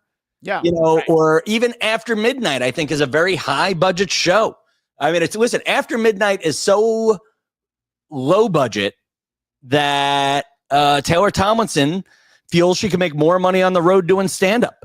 Yeah, and that is the first domino that fell. I was going to bring this up earlier. Actually, I know someone who worked on that show out here in LA. And is it gone? I can't tell. It's gone already, yeah. They didn't replace her. So they said goodbye to the late slot, which was, yes, After Midnight. But back in the day, it had been Tom Snyder, Craig Kilborn. Has the network given that time slot back to the affiliates already, or starting now? They already have. Yeah. So Taylor Tomlinson ended. So that was not something that I thought was a tea leaf that they would get out of late night altogether. But apparently, in hindsight, that is, Christian, I hate to say it, but that is a very intelligent viewpoint I have not heard anywhere else. Wait, on the Bladtcast? No, I don't. Have you? I feel like, at least in my personal circle, you're the first one making that point. Okay. So After Midnight is in reruns, but I'm saying it's done. Okay, I didn't realize they haven't given that slot back yet. I can't imagine you're going to do that too long. We're in September. Also, the season premiere is next week, so that could all change. Yeah. Right, exactly. But that show is done. They did not replace her. She is not the host of it anymore. Farhad also said earlier, the NBC affiliates were unhappy, and he is, of course, Team Coco, Farhad Muhammad. And he's saying the affiliates weren't happy mostly because the ratings for the show before the news, The Jay Leno Show, which was at 10 p.m. 5 nights a week, that was tanking. So they wanted them to figure it out. And yes, it'll be until CBS replaces it with episodes of Comics Unleashed, which is Byron Allen's show, which he owns. And he licenses, and he makes a lot of money off of it. My friend John Lovitz is a regular on there. I do believe you muted your mic a moment ago so you could talk into your phone. So just make sure you unmute it. I'm back. No, and just to confirm, ChatGPT via Siri said everything Christian just said. Okay, good. So you could an unreliable source. You could have put it on the mic. ChatGPT could do this whole show, but they wouldn't dig as deep as we do. Tune in next time, Tom and I are on. We're doing 5 minutes on Shirley Hemphill from What's Happening, but not this episode. Episode, we're focused. It's funny though. Like you talk about and I'm actually very sad about Colbert because I think he, out of all of the guys, I think he is the perfect balance of gentleman to genius to funny. Now, I am going to go right now. My politics are to the right of Stephen Colbert, and yet I still enjoy him. Yeah. Which is, by the way it used to be. You'd be like, I don't know that I necessarily agree with that person, but they're still able to be funny. We used the Rosie O'Donnell, Dennis Miller comparison earlier. And if someone's funny, you should be able to laugh at it and not be like, yeah, but here's what they think about this war or this or that. I want to bring in a comment from Chris Tuttle. Everything that was entertainment from America, who he's overseas. I don't want to misalign him, but I believe he's in Scotland. Everything that was entertainment from America now just seems to be a left or right thing that bothers half of the people. I can't think of anything it hasn't affected, and it's become the same over here. Yes. So people's sense of humor or reasonability seems really thin. And look, it's the way that people get their news. they want Fox News or Newsmax or America's Voice, if you want to go a little further, or they get it from MSNBC. And I thought it was a great opportunity a decade ago for CNN to be like, we're going to be the news station. We're going to be right down the middle. I think that there were people who wanted to attempt that. It's not really what happened. So a lot of people fill their lives listening and being informed by people who already agree with them. Go ahead, Tom. No, well, you have, to your point, there's a great Stephen Colbert quote that I repeat quite a bit. There is no such thing as the passionate middle. That's a great point. Yeah, absolutely. And of course, Colbert rises to prominence, not from the Dana Carvey show, which, if it was a just world, would have been on for 30 seasons, but doing basically an impression of Bill O'Reilly on cable news. And you can only do that if you really understand the people that you're lampooning, and I think that he has a great sense of that. And I'm not here to disparage that. I do wonder, though, about the partisan nature of some of these shows. Is it comedy or are you preaching? And this isn't even, I sent Tom something that I saw last night. I actually didn't need to pull that because I already had this. There's bad news of fans of living because Health Secretary RFK Jr. just pulled $500 million in funding for vaccine development. Now, we have 10 more months of this show, and I want to give a measured, nonpartisan response here. You roid-addled Nepo clown. So I don't know if that helps, but the people in the audience loved it. The studio audience, half the people watching probably liked it. Or honestly, most people who don't agree with him probably don't watch it. I don't know if that helps, but you go for a laugh in the room sometimes. And listen, I don't like that joke. I actually like the first half. I like the first half. That's what I love about him. Just very, look at me. I'm in the moment now. I'm a smarter, I am smarter. Yeah. Well, it's like for people who are fans of living. Yeah. That's why I'll, and I've been fortunate enough to have him as a guest on things before. But I always liked Kurt Loder at MTV News because he very calmly but deadpan would judge the subjects.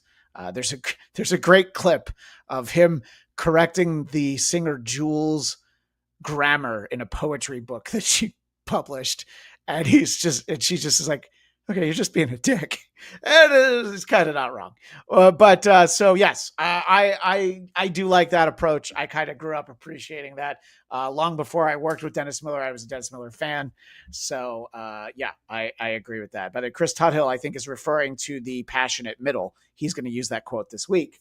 Yeah, I don't love that joke, because it's like, it's not a joke. It's just like, we're just going to say, fuck you to RFK. Well, there are the 3 or 4. Jeanette Barber, our old friend, my comedy mentor, gave me, which everybody knows, I think it's the 3 or 4 types of punchlines. There is, I'll work backwards. The highest form of punchline is the twist, where it's suddenly something unexpected. And I don't have an example of a twist right now. Then there is the shock, where if I keep doing poop jokes about my broken arms, that's so shocking. And then there is the approval, where all you have to do is say a opinion everybody in the room likes. An easy approval laugh or cheer is, hey, isn't Toledo the best city in the world? And everybody in your audience in Toledo cheers. What he did with the FU is he had a room full of people he liked, and he gave a shock combined with an approval. Yeah. And listen, give the guy credit. You and I are on this podcast talking about it. Yeah. That said, I like it when he does the smarter. For me, and maybe this is why I don't have a show. Can you play the clip again? Absolutely. You want it from here? I'll take it from the top of what you gave me. Let me talk to the booth. Can you rack that back to the beginning? We're going to take it from the top. We're going live in 3, 2. There's bad news of fans of living because that's the part I like. I do like that. Smart. It's a twist. Yeah, that's the twist. That was my favorite, and the rest was shock approval. Okay. And you know what? That's why he has a show and I don't. Health Secretary RFK Jr. We'll go just through the joke one pulled more time. $500 million in funding here's for the vaccine. facts. By the way, people do actually get information from these shows. I remember, again, decades ago when Dennis Miller was on Weekend Update on Saturday Night Live, he had an actual stat about how many people get their news from Weekend Update, and it was expanded out to shows like not necessarily the news that were on at the time. I got almost all of my information from late night television. I didn't actually watch the news when I was in middle school. So the only reason I knew about who Ollie North was the cold open where the great William Shatner was playing Ollie North, and it was before the hearings. He wasn't speaking, so it was a whole song about how he was the mute Marine. And it's William Shatner. Yeah. Okay. He's Ollie North, the Marine. Yeah, exactly. That episode is from 1986. Musical guest, Blind Justice. Development. Now, we have 10 more months of this show, and I want to give a measured, nonpartisan response here. Okay, go with it. You roid-addled Nepo clown. We'll let it play a little bit longer this time.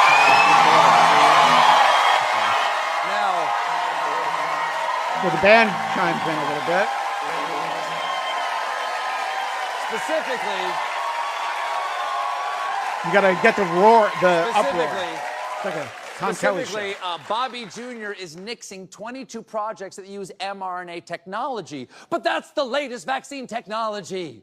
That's like saying, kids, I'm turning off the GPS. We're going to make our way to Six Flags by using the stars.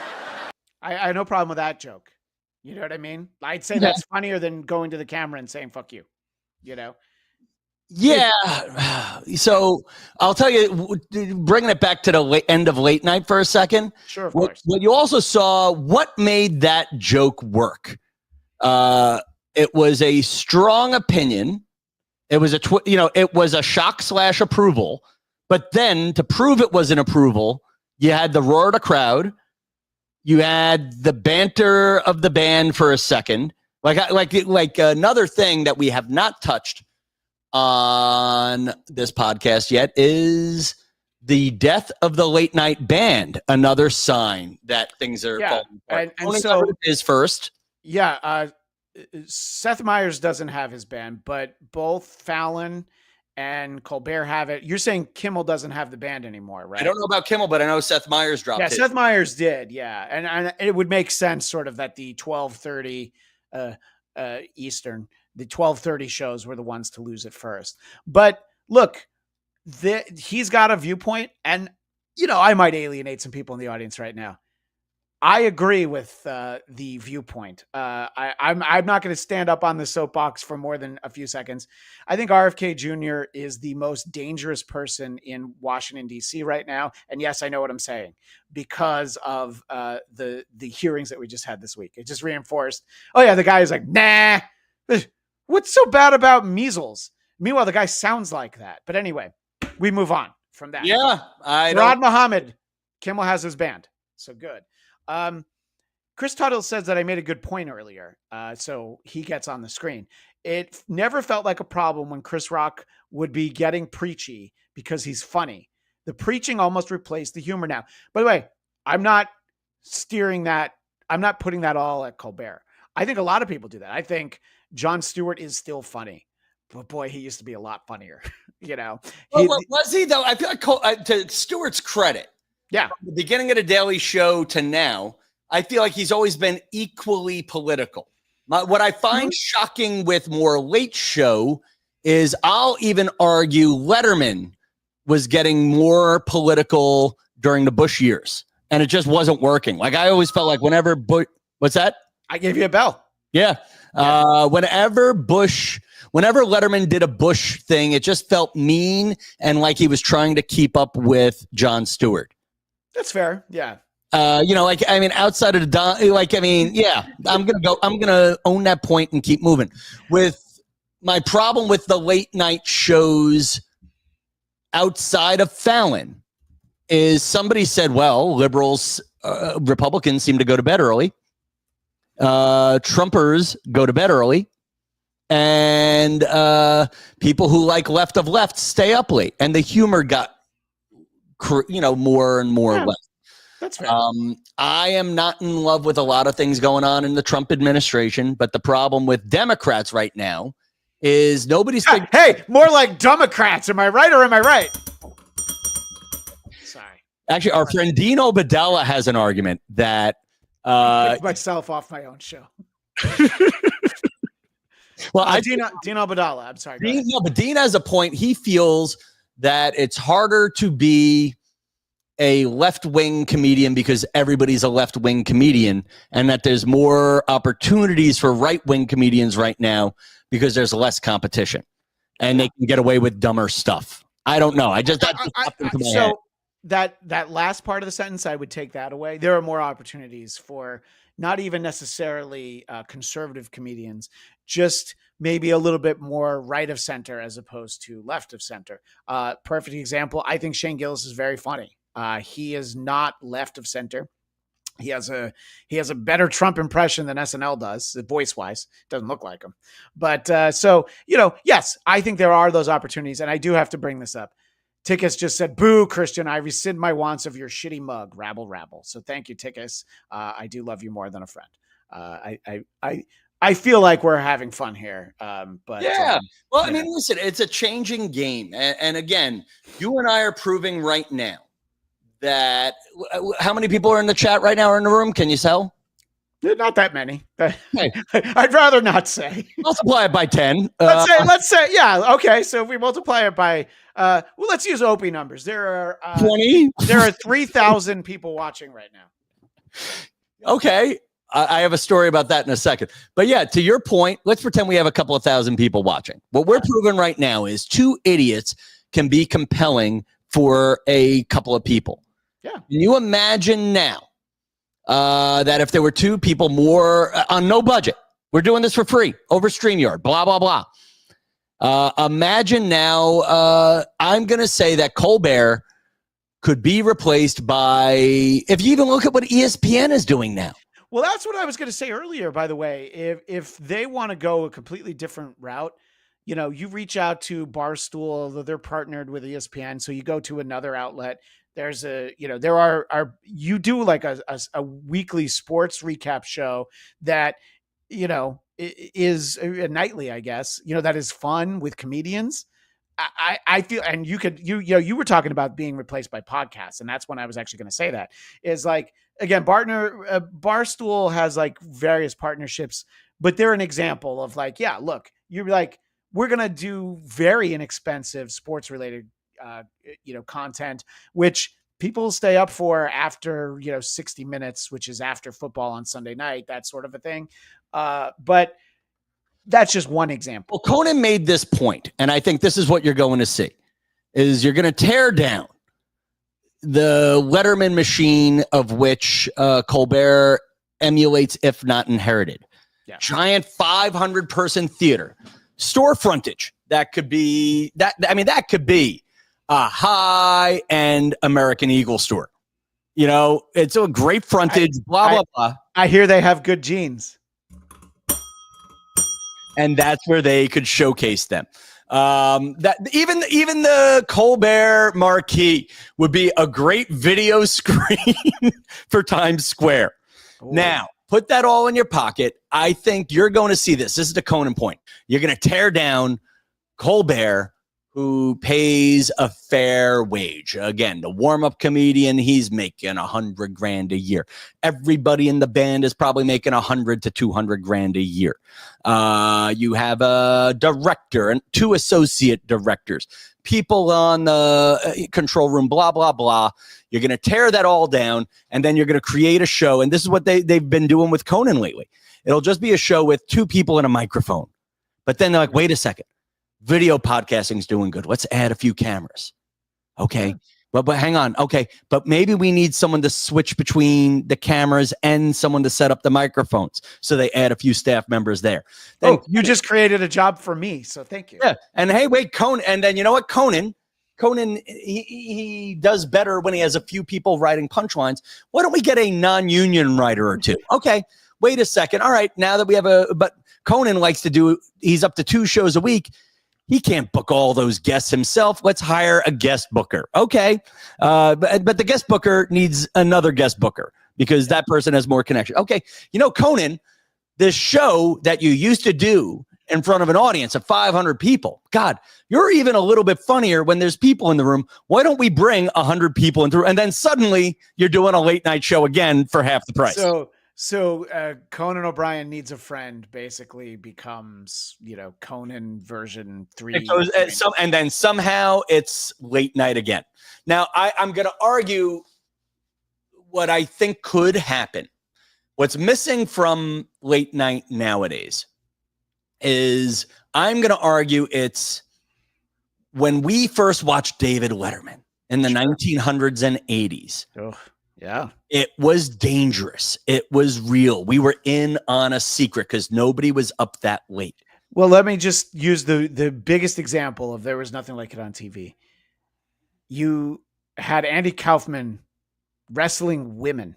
There's so many other examples, but it's like, that's crazy that was part of it, Yeah. Well, what I find is missing, and actually, one thing missing from our broadcast today is what late night means to us and what it was, the history of it.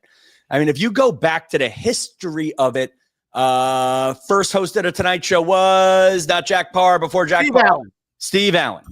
No, but it was a late night thing in a studio. It may or may not have been. I think it was live at that point. And it was a man and a piano, and it was conversations you couldn't get during the day. Yeah. And again, there was only 3 channels on at night, and it was one guy doing it. Was Groucho? No, Groucho Marx was not a Tonight. Groucho had You Bet Your Life. It was a game show. And got it. I'm back. Keeping it on late night. Here we go. The conversations got deeper and a little edgier when you had Dick Cavett in there. He's a perfect example. I mean, he did a week with John Lennon and Yoko Ono, and again, doing stuff you wouldn't get elsewhere. Right. And it didn't have to be that huge a ratings hit because the competition was either, and this is an old guy reference, either the competition was a rerun of an old movie, or it was another station. Other stations went off the air by midnight.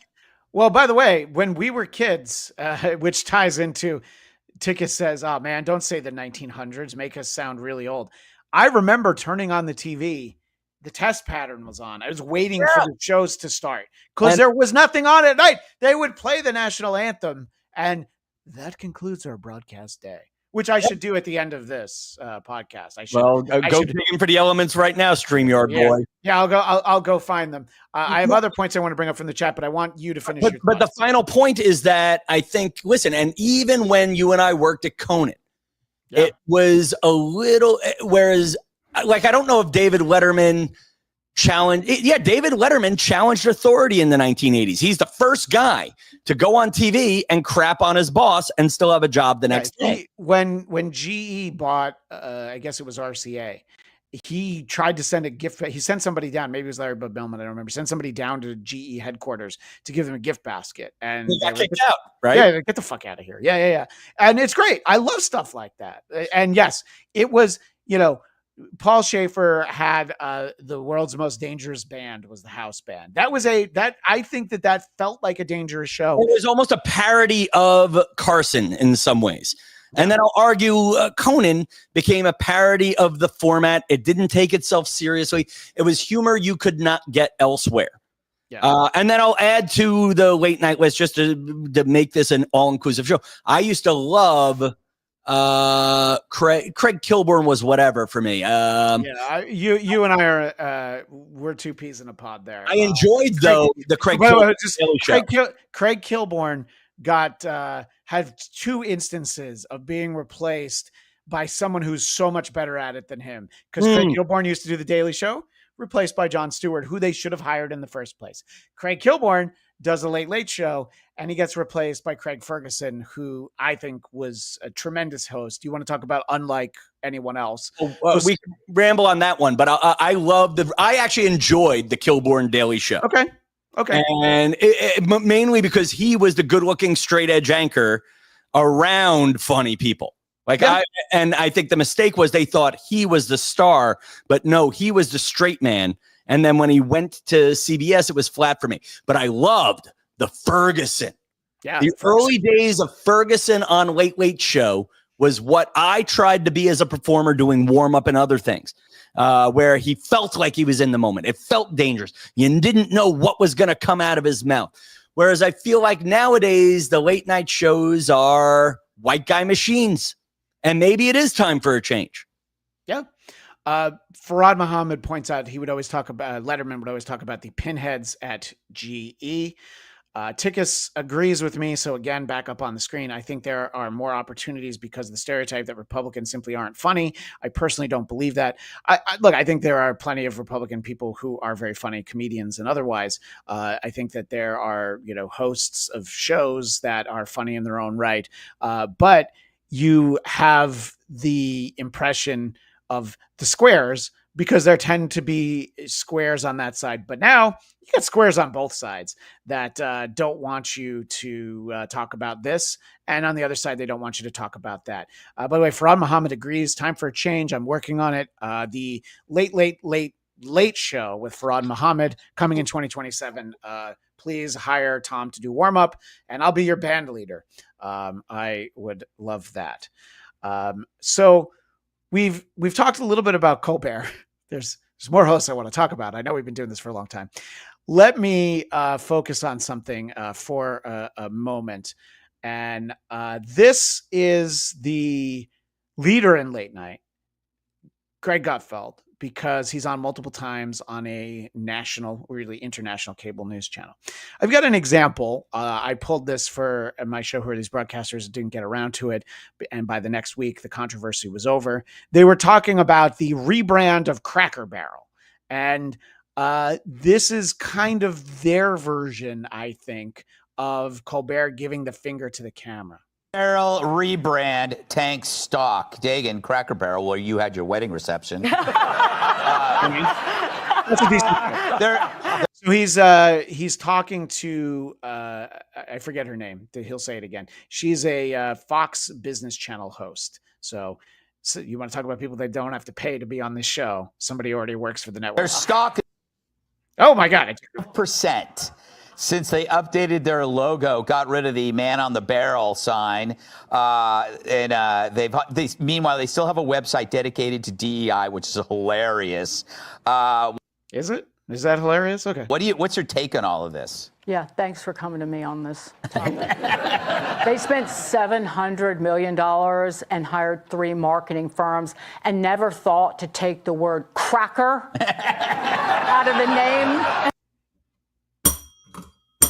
That's of the damn restaurant chain. Mm-hmm.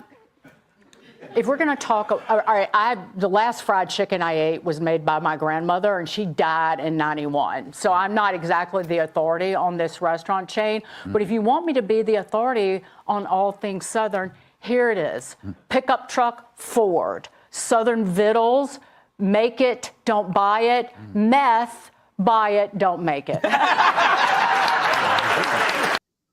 I don't even get that. That last punchline was handed to her. Yeah, well, right, exactly. Yeah, I think that's the point. So, look, you are preaching to the choir when you are saying, like, boy, this Cracker Barrel rebrand isn't going well. And let's not be funny about it, Well, I mean, again, it's you just saw the other sides, for the sake, whatever version of what I critiqued with Colbert. Yeah. I saw, listen, I'm going to give Gutfeld some credit there. If you play it back, and we don't have to, I could recite a lot of it. What you saw there was where you had your wedding, the twist. Yep. Then you had the logo change, whatever he said, approval, the DEI thing. That was a lame reach for the approval applause. Yeah. They have DEI. Isn't that hilarious? Well, now, by the way, no one reacted because they're like, yeah, all right. Yeah, I bet I see what he was trying. I know what he tried for. He wanted that to be okay, first of all, that I get that punchline. That does not apply to what I know. I just wanted to give. Well, I enjoy that inside reference, which is for you. But It's for you and our friend Schiller. You do that at the end of the show, buddy boy. Do it where it's right. Back to me.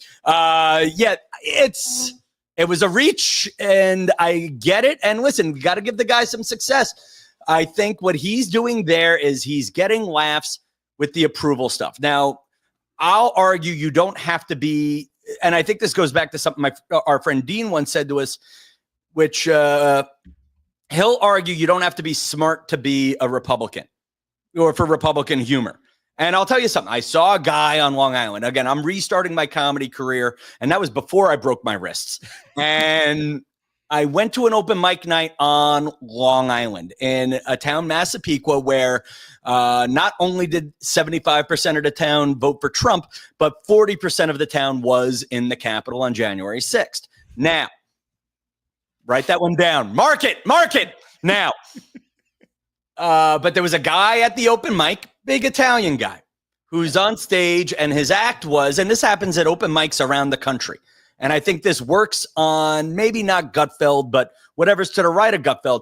So I don't get it. I can't say FAG anymore. It only bothers. I can't say fag. It only bothers the fags. I don't know. Oh yeah, fag if you don't like fag.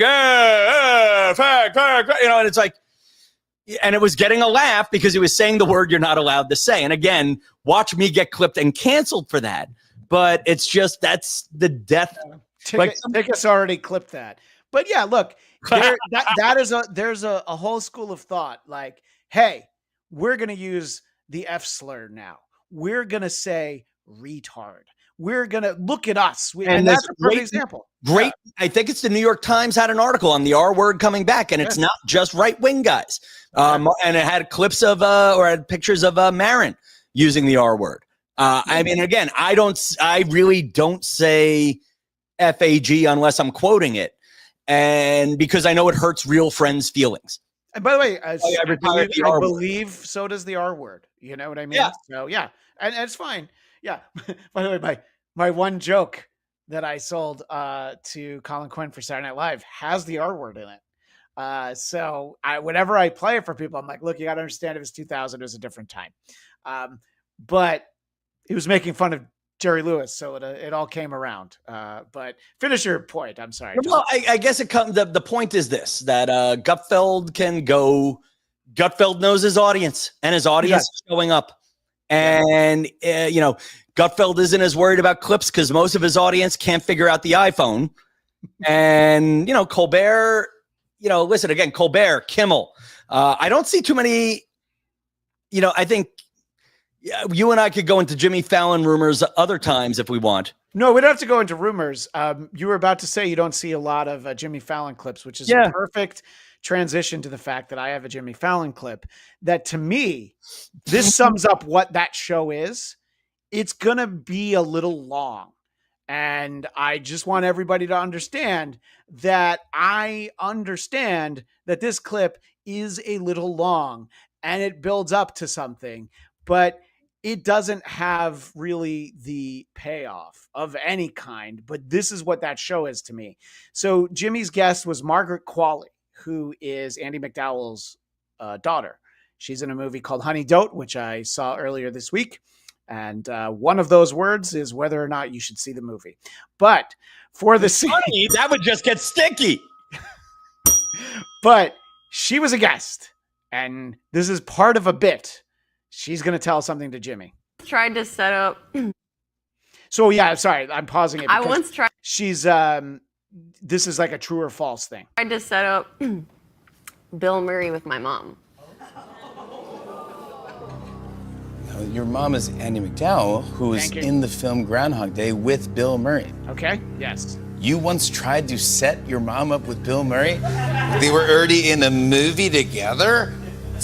I don't get the voices and the faces. I'm already kind of taken out of this clip, but they would. You get it? Yeah, keep going. Wouldn't even. Why would that live on Hopper? I'm gonna sigh. False. True.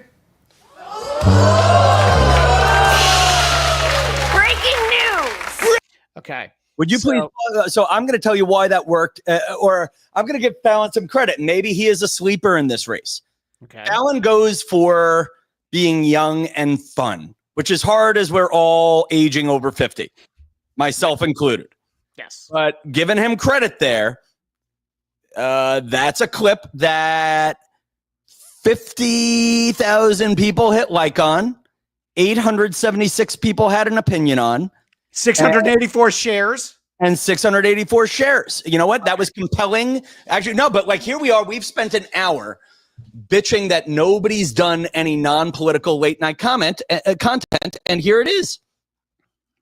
Yeah, Farad's right. Was Fallon going back to his EU character? Yeah, it's his teenage girl impression, which 25 years ago worked better than it does now for Jimmy. Sure, they're talking about gossip, but Tom, I'm not even going to disagree with you. That's not the end of the clip. Breaking news! Yeah, no, literally tonight, Bill Murray, he pops into my backstage dressing room. This just happened tonight? Yeah, this is breaking news. Yes! So he pops in. Yeah. He's you know what? It's the best. He's Bill He Murray. was wearing a Piggly Wiggly shirt. He was. And I grew up in North Carolina. And Piggly Wiggly's a Southern thing, right? Yes. And I mean, there was one where I grew up, so I was like, oh yeah, Piggly Wiggly. Then it's an important I find out Margaret. he's living in Charleston. My mom's living in Charleston. I know. And he was kind of like, he was saying, okay, well, you know what? I'm going to give you the tea. He was like, you know, your mom and I, we didn't get. He was like, the band's getting in on it now. Get along so good while we were making that movie, and he was like, you know, it took a long time to get her hair done, and she didn't know her lines this one time, and I was like, yeah, well, I heard a different story, sir. And then, you know, come to find out, I'm putting two and two together. He's living in Charleston, she's living in Charleston. They've got this kind of rage towards each other, but maybe he's trying to make amends, and I'm like, she's single, he's single. They're both crazy. Let's get it together. So, Tom, why do you think I wanted to play that much more of the clip? It's okay. There's no wrong answers. Because you wanted to make me not like that which I already liked. Okay, that's part of it. You wanted to shove my joy in my face so it would come back up with a little bit of bile at the end. Just a little bit. There's no way that happened. You know how I know? It happened before the show. Bill Murray waltzed into your dressing room. Why is Bill Murray at 30 Rock? This is like 2 weeks ago. Why? If she had said, oh, yeah, this happened even a few months ago. So it's a completely made up story that they get so excited. Was it a made up story? I mean, it feels because like I'm going to rebut. Listen, and again, I'm a naive man. I'm a naive man with two broken wrists and an arm in a sling. So I'm going to play the Tiny Tim here. And say, and the joke was made in the SNL 50 monologue. The only way to get Bill Murray to show up somewhere is to not invite him and to tell him we don't want you here. Bill Murray is known for crashing weddings, showing up at people's dinners. Well, and Soren says Bill Murray invites himself to all sorts of things, like eating someone's fries from their plate and then leaning in and saying, nobody will believe you that Bill Murray stole your French fries. Yeah, I don't know. I was more irritated by her tone and the. Yeah. No. I hate all of the presentation, but at the core, I hate the fact that it didn't really happen. Farad saying, was Bill Murray a guest on Myers at the time? To prove my point, I'm going to say no. I'm not going to let the facts get in the way of my point. But Farad, you'll probably Google Seth Meyers guest. Or on Kelly Clarkson across the whole. He wasn't on Kelly Clarkson. But yeah, and Bill Murray is promoting something right now. So I'm going to say. Is he? What's he promoting? Being surly? Hey, hey, Siri. Siri. Oh, God bless. I have no arms. I can't be smart on the. Ask ChatGPT, is Bill Murray promoting anything this year? Ow, you made me hurt my hand, damn it. Starred in a movie, The Friend, released February 20. No, okay, so I might be wrong. Okay. Or actually, this is all early 2025. Okay, so here's the thing. Whether he was upstairs or not, let's just pretend for a second that is true. That is still, I'm going to say it. There was a dog shit presentation, something that's not that interesting. It's not that funny. It's not amazing. The fucking Roots should not have had to hit a fucking drum beat during it. I don't know, man. I thoroughly enjoyed the clip on the first 30 seconds of the clip when it was. Listen, bringing it back to late night. Yes. Bringing it back to late night. I thoroughly enjoyed that clip when it was Fallon powered. Yes. I lost interest, and now we can get into this. I think late night used to be where you would have long form conversations that would put you to sleep. I used to fall asleep. I mean, God, we need to structure our Bladtcast one day. But I used to fall asleep to Letterman and Conan. I mean, I just said we're going to talk about Shirley Hemphill next time. No, I think it's better if we don't structure it. But I did fall asleep till late night. Sure. I used to fall asleep, after Weekend Update on Saturday Night Live too. Yeah. Yeah. So, but I mean, but this is the point now. But this is a great question about all of these things. And this is where we can get into what is late night supposed to be? What is daytime TV supposed to be? What is, frankly, local news supposed to be? Is it supposed to be meaningful content and every second is a clip? Or is it stuff that's supposed to breathe and be allowed to fail? No, and that's the thing too. It's like, oh, I heard a really good podcast. You might want to listen to it. It's not like, oh, can you send me the best 48 seconds? No. Just check it out. You might enjoy it. All right. So Soren says they ate in the same Fallon sketch taped earlier that day. It was a cold open for the show. I still don't believe this fucking story, but I'm gonna have to back down. You know what? I've given too many facts. Christian, you're breaking a crucial rule of improv comedy, which is yes and you're no butting. Yeah, I'm no butting. All right. So for our final clip, and we'll start to wrap up and have our final thoughts, our Jerry Springer final thoughts. There's a question of what is late night television? What is it supposed to be? I'll tell you what it's not supposed to be. Here's Jimmy Kimmel the day after the election. McRib is back for a limited time, only 4 years. Today at noon Eastern, our long national nightmare was officially sworn in. I'm sorry, this is Inauguration Day. My apologies. A second time. Donald Trump became the first convicted felon to be sworn in as president of the United States today. He is selling inauguration Bibles to celebrate. He launched a new meme. McRib is back for... I didn't mean to go back to the beginning of the clip. That was my mistake, trying to be too smart for my own good. Weekend to the tune of, some say, $41 billion. He launched his own cryptocurrency days before he became president. I hope we all understand how crazy that is. The president of the United States following in the footsteps of the Hawktua girl. So he sprinkled in a joke, calling him President McRib for, there's jokes in here, but Jimmy's got tears in his eyes. And here's what I want. 50-50 if this is a clip of Jimmy crying. There's the one after the election where he's literally crying. He's got tears in his eyes here. You know what I feel like? You know what? I liked a simpler time, Tom, where comedians were funny. And I remember a time where Jimmy Kimmel was funny. And he's crying on his show here. And I don't know if we need any more of it, but let's. I have another clip. Harris invited J.D. Vance to the vice president's residence at the Naval Observatory for a ceremonial humping of the Millard Fillmore futon. Okay, that's actually a pretty funny joke. I'm glad I had that. So all right. Listen, man. So it comes to. Listen, when I love what you said, but that's such an old man thing, what you just said there. I remember when my late night shows were supposed to be funny. No, Carson was funny. Ted Koppel did the news and everybody went to bed. Yeah. I'll argue this question expands to everything. When podcasts first came out in the early 2000s, when I had one, people didn't want comedy on them. They wanted them to be informational, almost audio books. And then it became infected by talk showism and whatever we are doing here. And the question is, what do you want your late night show or any program to be? Yeah. And the clip that you just showed with Kimmel, while it didn't excite me, he was a friend to like-minded people, sharing a moment where they are concerned and then trying to make a joke about it. That's what I think Kimmel and Colbert have become. I'll argue with the Tonight Show. It's your super funny, good-looking friend putting on a show. Like, that's still a great late night show. But not as good looking as he used to be. Well, unlike you and I, there's nowhere to go. But for us, there's nowhere to go but up. But we're going to go from nerdy to cute and cuddly soon enough. That's us. I don't know. We could go down. Listen, you and I could go down the list, but it's what do you want it to be?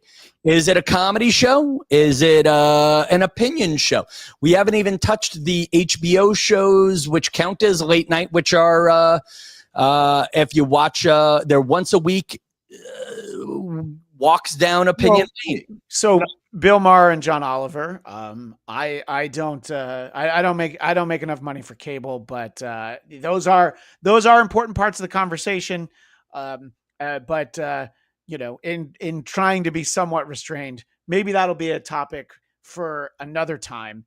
So and I think like I have made this point, except that I don't know if there's any money for it or anywhere I could make any money at it. But I think what's interesting is, as the audiences get more fragmented, could late night become alternative again? I have actually, now that I've hit 50,000 followers on Instagram, I have more followers than any of the anchors on my local news channel. And I've made the joke that I should have a late night news show, a late night comedy show on News 12. And now I do love News 12. Now, I mean, just saying it out loud, how funny is it to even say it? It's kind of amusing. And then could that be, remember, comedy used to be not for everybody. Lenny, when you talk about real comedy, Lenny Bruce, he did shows, he got arrested, he was edgy, he would do shows in bar basements, and he eventually died in a gutter. Forgive me, and don't correct me if I'm wrong on the details of that. But he did not die rich and became a legend. No, he also stopped doing comedy in the sense that he wanted to sit down and read transcripts from his court cases, and literally no one was interested in that. But when you take you peel it back and you go a layer back, one round of Inception before, all the rest of that is true. Yeah, it ends badly. I guess if you want a more pristine example, George Carlin is a good example because unfortunately he just got old and had something that he couldn't fight and passed away. Like my friend, the great Norm Macdonald. And no, I prefer when my comedians don't die in the gutter. So wait, is that a comment? Wait, did that come up? No, I would. You kind of just said something about it, about the gutter, and I'm like, yeah, I prefer when they don't. That is the funniest thing we've said in 2 hours. I like that. Good job, Christian for the win. That's. I'll take Jim J. Bullock for the block. Sorry, that's again. Oh, and I guess that's the question now: is what do you want? And if we're going to use the phrase late night, it doesn't have to be late at night. You can watch, using your example, I've been falling asleep to clips of Letterman from the 2000s. Yeah. I have watched old game shows in Columbus as comfort TV. Listen, and late night TV for a lot of women out there right now is Dateline NBC, whodunit murder mysteries. At the end of the day, I think you could see, listen, does late night TV have to be a thing? There will always be something on TV late at night. But does it have to be a talk show with a band and a this and a that? Yeah. I'm a fan of, I would really love to do, and listen, it goes back to what I wanted in college. I had a college TV show that aired for a maximum audience of 5,000 people on campus late at night, one night a month. Yeah. And we reran it every day on a VHS tape until we made the next one. Yeah, I had content that was a VHS tape that got repeated throughout the month at Marist College. Yeah, I think we're in an age now. I think you're about to see late night TV get smaller, yeah, and more fragmented, but maybe some art can rise up from it. So, only related to one of the things you mentioned, I'm going to do a promo for something that I think you'll enjoy. Rumpled Trenchcoat, a Columbo podcast, is someone who shows up in the chat. I would hope that you would check out Rumpled Trenchcoat, a Columbo podcast, because after you're done watching a Columbo, you'll want the fellowship and the enjoyment of like-minded Columbo fans. And by the way, shout out to my buddy Blind Mike Geary over on the Blind Mike Project. If you subscribe to his Patreon, they do weekly recaps of episodes of Quincy starring Jack Klugman. Okay. And if you want to talk about how media has changed and how maybe we're being the old guys not changing with it, watch an old episode of Columbo. Yeah. And you'll watch the first 3 minutes will be just aerial shots of Los Angeles traffic. Yeah. And it's stupid, but that was interesting to guys like you and I on the East Coast, maybe, or maybe our grandparents. But also, if you watch it now, it's like, oh, that's beautiful. That's like aerial traffic from 1970. You know, that's interesting. And it's also, but also too, it's golly gosh, gee, I'm from Nebraska. Is that what it looks like there in Los Angeles with all the big buildings? By the way, that's not a Nebraska accent, but I'm going to clip that. I'm just letting you know I'm going to clip that. Yeah. Not the thing you said earlier. That I'm going to clip, though. I will lose my one follower in Nebraska. Goodbye, Melissa Lilly of Omaha. I apologize. Now.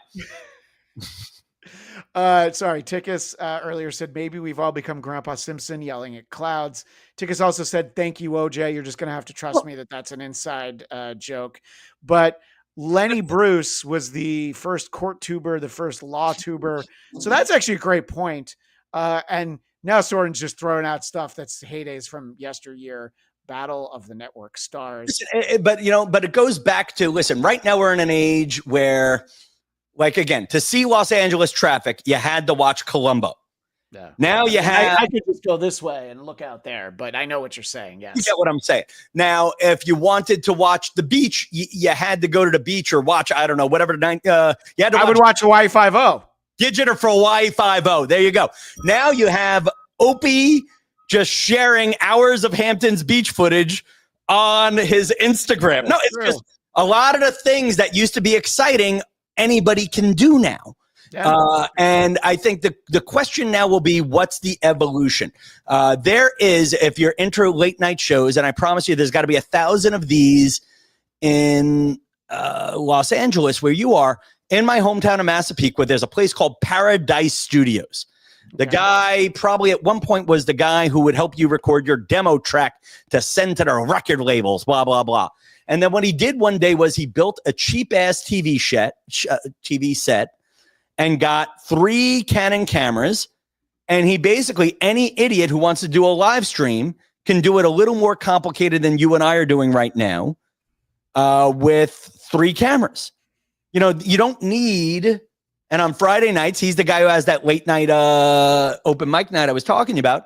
You know, you can bring a band in, blah, blah, blah. I mean, at this point, anybody can do what Colbert is doing. Yeah. How do you do it cheaper, smaller, and what makes it original? Yeah. And look, I think we're going to see Colbert come back. And I think that, you know, if you look at old television when it was all very experimental, it wouldn't literally be this. But if you ever look at clips of the Ernie Kovacs show, man, he was doing some wild stuff. I don't even know if it was funny, but it was interesting. It was different. So yeah, there is room for people to do something different. I don't know what it is, but it's probably, I hadn't thought about what you said earlier, that the idea of just putting podcasts on television, because remember how crazy it was when they were like, we're going to put radio shows on TV. And I'm like, who wants to look at Don Imus in that stupid cowboy hat? Well, apparently a lot of people. And then of course, when Howard Stern, they put cameras in there, he had, you know, really big guests and crazy. Well, and to your point about my point, New York Times had a huge article. The biggest distributor of podcasts right now is YouTube. Yeah. Now, now they're watching it casually in their pocket. And you're right. Will network TV be that important? I mean, this is the interesting thing is your local version of, is your ABC affiliate going to be content you could just play on your phone in your pocket now? I mean, in some ways it is, because the show I do, Who Are These Broadcasters? We have a Who Are These Local News segment.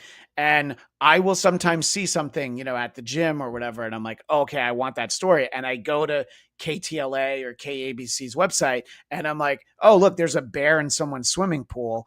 So yes, the answer is yes, but it's delivered in the way the late night shows are. It's like, I'm not going to sit down and grab my phone and watch a half-hour newscast, but I might look around for clips of things, especially when I'm doing it in that way. Tickis is making a point. Technology really is some shit. We can see footage of active combat zones where at a time people had no real concept of what warfare was really like. That is of course, the historical difference with Vietnam compared to earlier wars. People were able to see what was going on. They saw how bad it was. And that when you lose Cronkite, you lose the war, they said in the 60s. Well, and it's funny. We used to make this became the battle cry of the uneducated during COVID was, I'm doing my own research. Well, guess what? We're all doing our own research in a weird way. Yeah. We're all picking what YouTube clips we're watching. We're all picking what we're watching on TikTok and Instagram. Listen, everyone's crying about the death of late night. Well, the real thing that should scare us is the death of local and, frankly, network news and pre-aggregated and edited news. Like right now, there are people, I'm a comedian, I'm an entertainer, and there are people getting their information about Massapequa, Long Island, not from News 12, but from Tom Kelly in Massapequa. I have a friend of mine, Dave Ehrlich. He is the weatherman for literally a 5-block radius of Seaford. He's an amateur weather guy. And then he posted in a Facebook group where I think the scary part is the world is changing, and I have not seen anything so inventive on late night TV or any form of TV really that has said, oh my God, I got to get back to broadcast. Yeah. Well, Chris Tuttle is basically agreeing with you. The world is changing too fast, and I'm not even old yet. Speak for yourself. Late night TV or TV in general dying is just another reason to submit to the moronic generation coming next. Rickety stool purchase incoming. I appreciate Chris Tuttle's insight. I don't want you to, as we say on YouTube, I don't want you to take a trip to Greenland. I hope you're around for a long time. But I understand you're just using it as kind of a metaphor. You're not literally doing it, but yes. So TV as we knew it is on life support. I'm sorry. Go ahead, Tom. We know, did After Midnight rate well? I don't. I defer to Farad Muhammad on everything. I think it did okay. I mean, I think so knowing somebody who worked on it, they were willing to do another year of it. So it did at least well enough. It's not the Pat Sajak show is what I'm trying to say. I mean, I also wonder, why didn't they replace her? Why didn't they put on the next host if she wanted to leave it?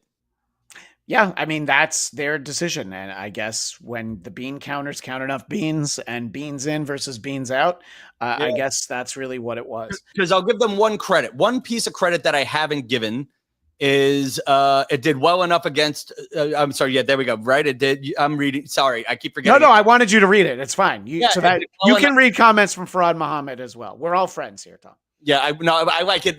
Yeah. Anyway, I'm hitting again the breakdown of order. People who like we're in the age where everybody has their own TV show. Do we really have TV shows anymore now? But yeah, but give CBS some credit. I was actually at first disappointed she didn't have a talk show, but then I thought it took a real set of balls to do something different with it. But even getting into the death of TV as we know it, Comedy Central right now is The Daily Show and 30 episodes of South Park per year and reruns of The Office. Yeah. And we could go down the list. Where is and even The Daily Show, I think that's another one to watch. The death of late night TV. The Daily Show is hosted by Jon Stewart on Mondays still, right? Yeah, and then the other, I guess they do 4 shows a week. The other days nobody's heard of and no clips that we watch. It's really about the Monday show. Yeah, I agree. And just Farad believes CBS wanted out of late night for a while, and Taylor Tomlinson's departure. But she's a very funny comedian. I've heard her many times. I think she's great. Departure was a good enough reason to start dismantling. That's the way that they saw it. And by the way, Chris Tuttle earlier said, I was led to understand Nebraska was the Paris of the Midwest. Yes, I believe it is. They have their version of the Louvre. It's got a beaver on it and it says Buc-ee's. I believe that's the Louvre in Nebraska. I apologize if that's not the appropriate regional reference. Someone will tell me. Tom, I think what it comes down to is we're not going to solve this. We're asking the questions, but we're not here to have the answers. I think we asked a great question, and I haven't seen anybody reply to it. If we're allowed to treat this like a live chat and Opie do an Opie version of this for a second. Oh, look, there's a bird. I'm sorry, what? I forgot what I was saying. Good point. No, can we ask you can we ask the few people we have in the room, what do you want out of late night in 2 sentences? Type it, put it into the room, because I think that's the question right now is what do we want the next innovation to be? I mean, I want the Tonight Show with Farhad Muhammad. But yes, what apart from that, what is it that people are looking for? Farhad also says all cable TV channels are becoming ghost towns, which is why NBC is letting them wither on the vine in a new spin-off company. Yeah, that's Fair. a whole thing. I know somebody who's a part of that. Yeah, Access Hollywood versus E! News, and just sort of divesting one from the other. That's a topic for a different show, probably not just a different episode of this show. Of network entertainment news tomorrow. All right, that's hour 3 starting right now. No. Tom Kelly has been a great sport and hung around for much longer than he thought he would. No, Tom, I've enjoyed it. Time with you is always well spent. This is why I was making the schedule. I'm like, I want to do this show. I thought of other people that I could have brought on. I was like, no, I just want to have this one-on-one. And Tika says, rural folks treat going to Buc-ee's like a family vacation. No lie. I'm not going to lie. I would love to go to a Buc-ee's. I've never been. I get excited for Wawa, and Wawa is mostly like they have them in Florida, they're around, but it's like mostly like a South Jersey thing. So when we would go and visit my uncle, we'd be, near Cherry Hill. Shout out Joe Matarese. We go to Cherry Hill. See, I couldn't help myself. I still to this day love Wawa. I took my kids to Wawa. I bought a Wawa t-shirt for God's sake. So I love Wawa. And one day I'm going to go to Buc-ee's. Tom Kelly and I will take the road trip. Will be the new Hope and Crosby, and not Cosby. Yikes, that's a different one. But Tom, I appreciate you asking all the questions. We'll see if we get any answers, but if not, and I guess that's also a sign, though. And I guess the fact that nobody answered the question I asked the 5 to 20 people, 5,000 people in the room. 5,000 people, yeah, thank you. But people will leave comments on the YouTube video when it's posted and archived. So I will make a conscious effort when we do our Shirley Hemphill special to see what people said about this topic. We can pull some threads on that. Chris Tuttle said some music interview with an actor and a comic. It's simple. Look, the idea was perfect. Tell some jokes about the news, celebrity guest, comedy piece, another guest, usually like an author or something. And then, I don't know, Radiohead is on, I mean, that the structure of Letterman and all of that. Farhad Muhammad is trying. It's a tough question to answer aside from me being a host. Yes, that's why I put that off the table, because we all know we want that. Soren wants old ladies with Doritos that look like, actually, I would love, I do like stuff like that. When food looks like, a piece of toast looks like our Lord and Savior, things like that. I love that. But he doesn't like current music and all the actors that are good or old, so don't ask me. All right, well, what if you had Harrison Ford in what they call the A block, and then I don't know, the Rolling Stones? Okay, would that be a show? Because I'd tune in for that. It's a bit of a reach for a late night talk show. But we will continue the conversation. We'll give people another minute to put things in the chat, because for that minute, Tom Kelly, you are going to promote where you can be found. Yeah, we need to start doing this at the beginning of these shows. And we did. We're just doing it again. Tom Kelly Show podcast, Tom Kelly Show on Instagram. And again, if you keep following me, people, I just might get that late night show on News 12 as local news gets. Will they make you put on the Bagel Boss and John Melendez? It's funny though, but again, you make yeah, why not? Like, why not at this point, what makes, like right now, for the 5 people still paying for cable boxes, why? I don't get that. By the way, Tickets points out, man, if you make damn near anything interesting if you're charismatic enough. That's true. Yeah. I've talked about there are actors that I'm like, oh, I would listen to them read the phone book, that sort of a thing, But so yes, that's where all of Tom Kelly's things can be found. You can, of course, like and subscribe wherever you're consuming the Bladtcast. Make sure you smash that like button, you cowards. Subscribe, BLADTCAST. It's an audio podcast. It's a video show. It's a little bit of everything. So is Who Are These Broadcasters, Tuesdays, 2 p.m. Eastern, 11 a.m. Pacific on the Who Are These Podcasts YouTube channel, also available as its own podcast.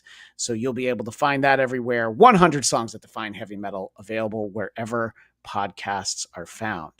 I have a comment from earlier from Soren that I think is a great way to start to wind down our conversation. Apologies to Matt Damon, but we ran out of time. I will give credit to Jimmy Kimmel that bit continues to go on, long past that. And Tom, it's all right if you leave during this, but if I say I'm going to end a show in a certain way, you better believe I am going to end a show in a certain way. This is from WXYZ in Detroit. This is WXYZ TV with studios and transmitter at Broadcast House, Southfield, Michigan. Channel 7 is owned and operated by the American Broadcasting Company. We operate with 316 kilowatts visual, 31.6 kilowatts oral power, as authorized by the Federal Communications Commission. For 31 years, Channel 7 has proudly presented news, top entertainment shows, useful information, and discussions of issues important in the lives of probably should have watched this first, in metropolitan Detroit. We hope we made your day a little brighter. We invite you now to tune to WXYZ Radio 1270 on your AM dial or to WRIF 101 on your FM dial for music throughout the night. We'll see you again at 6 o'clock this morning. Until then, we bid you a very pleasant good night and good morning.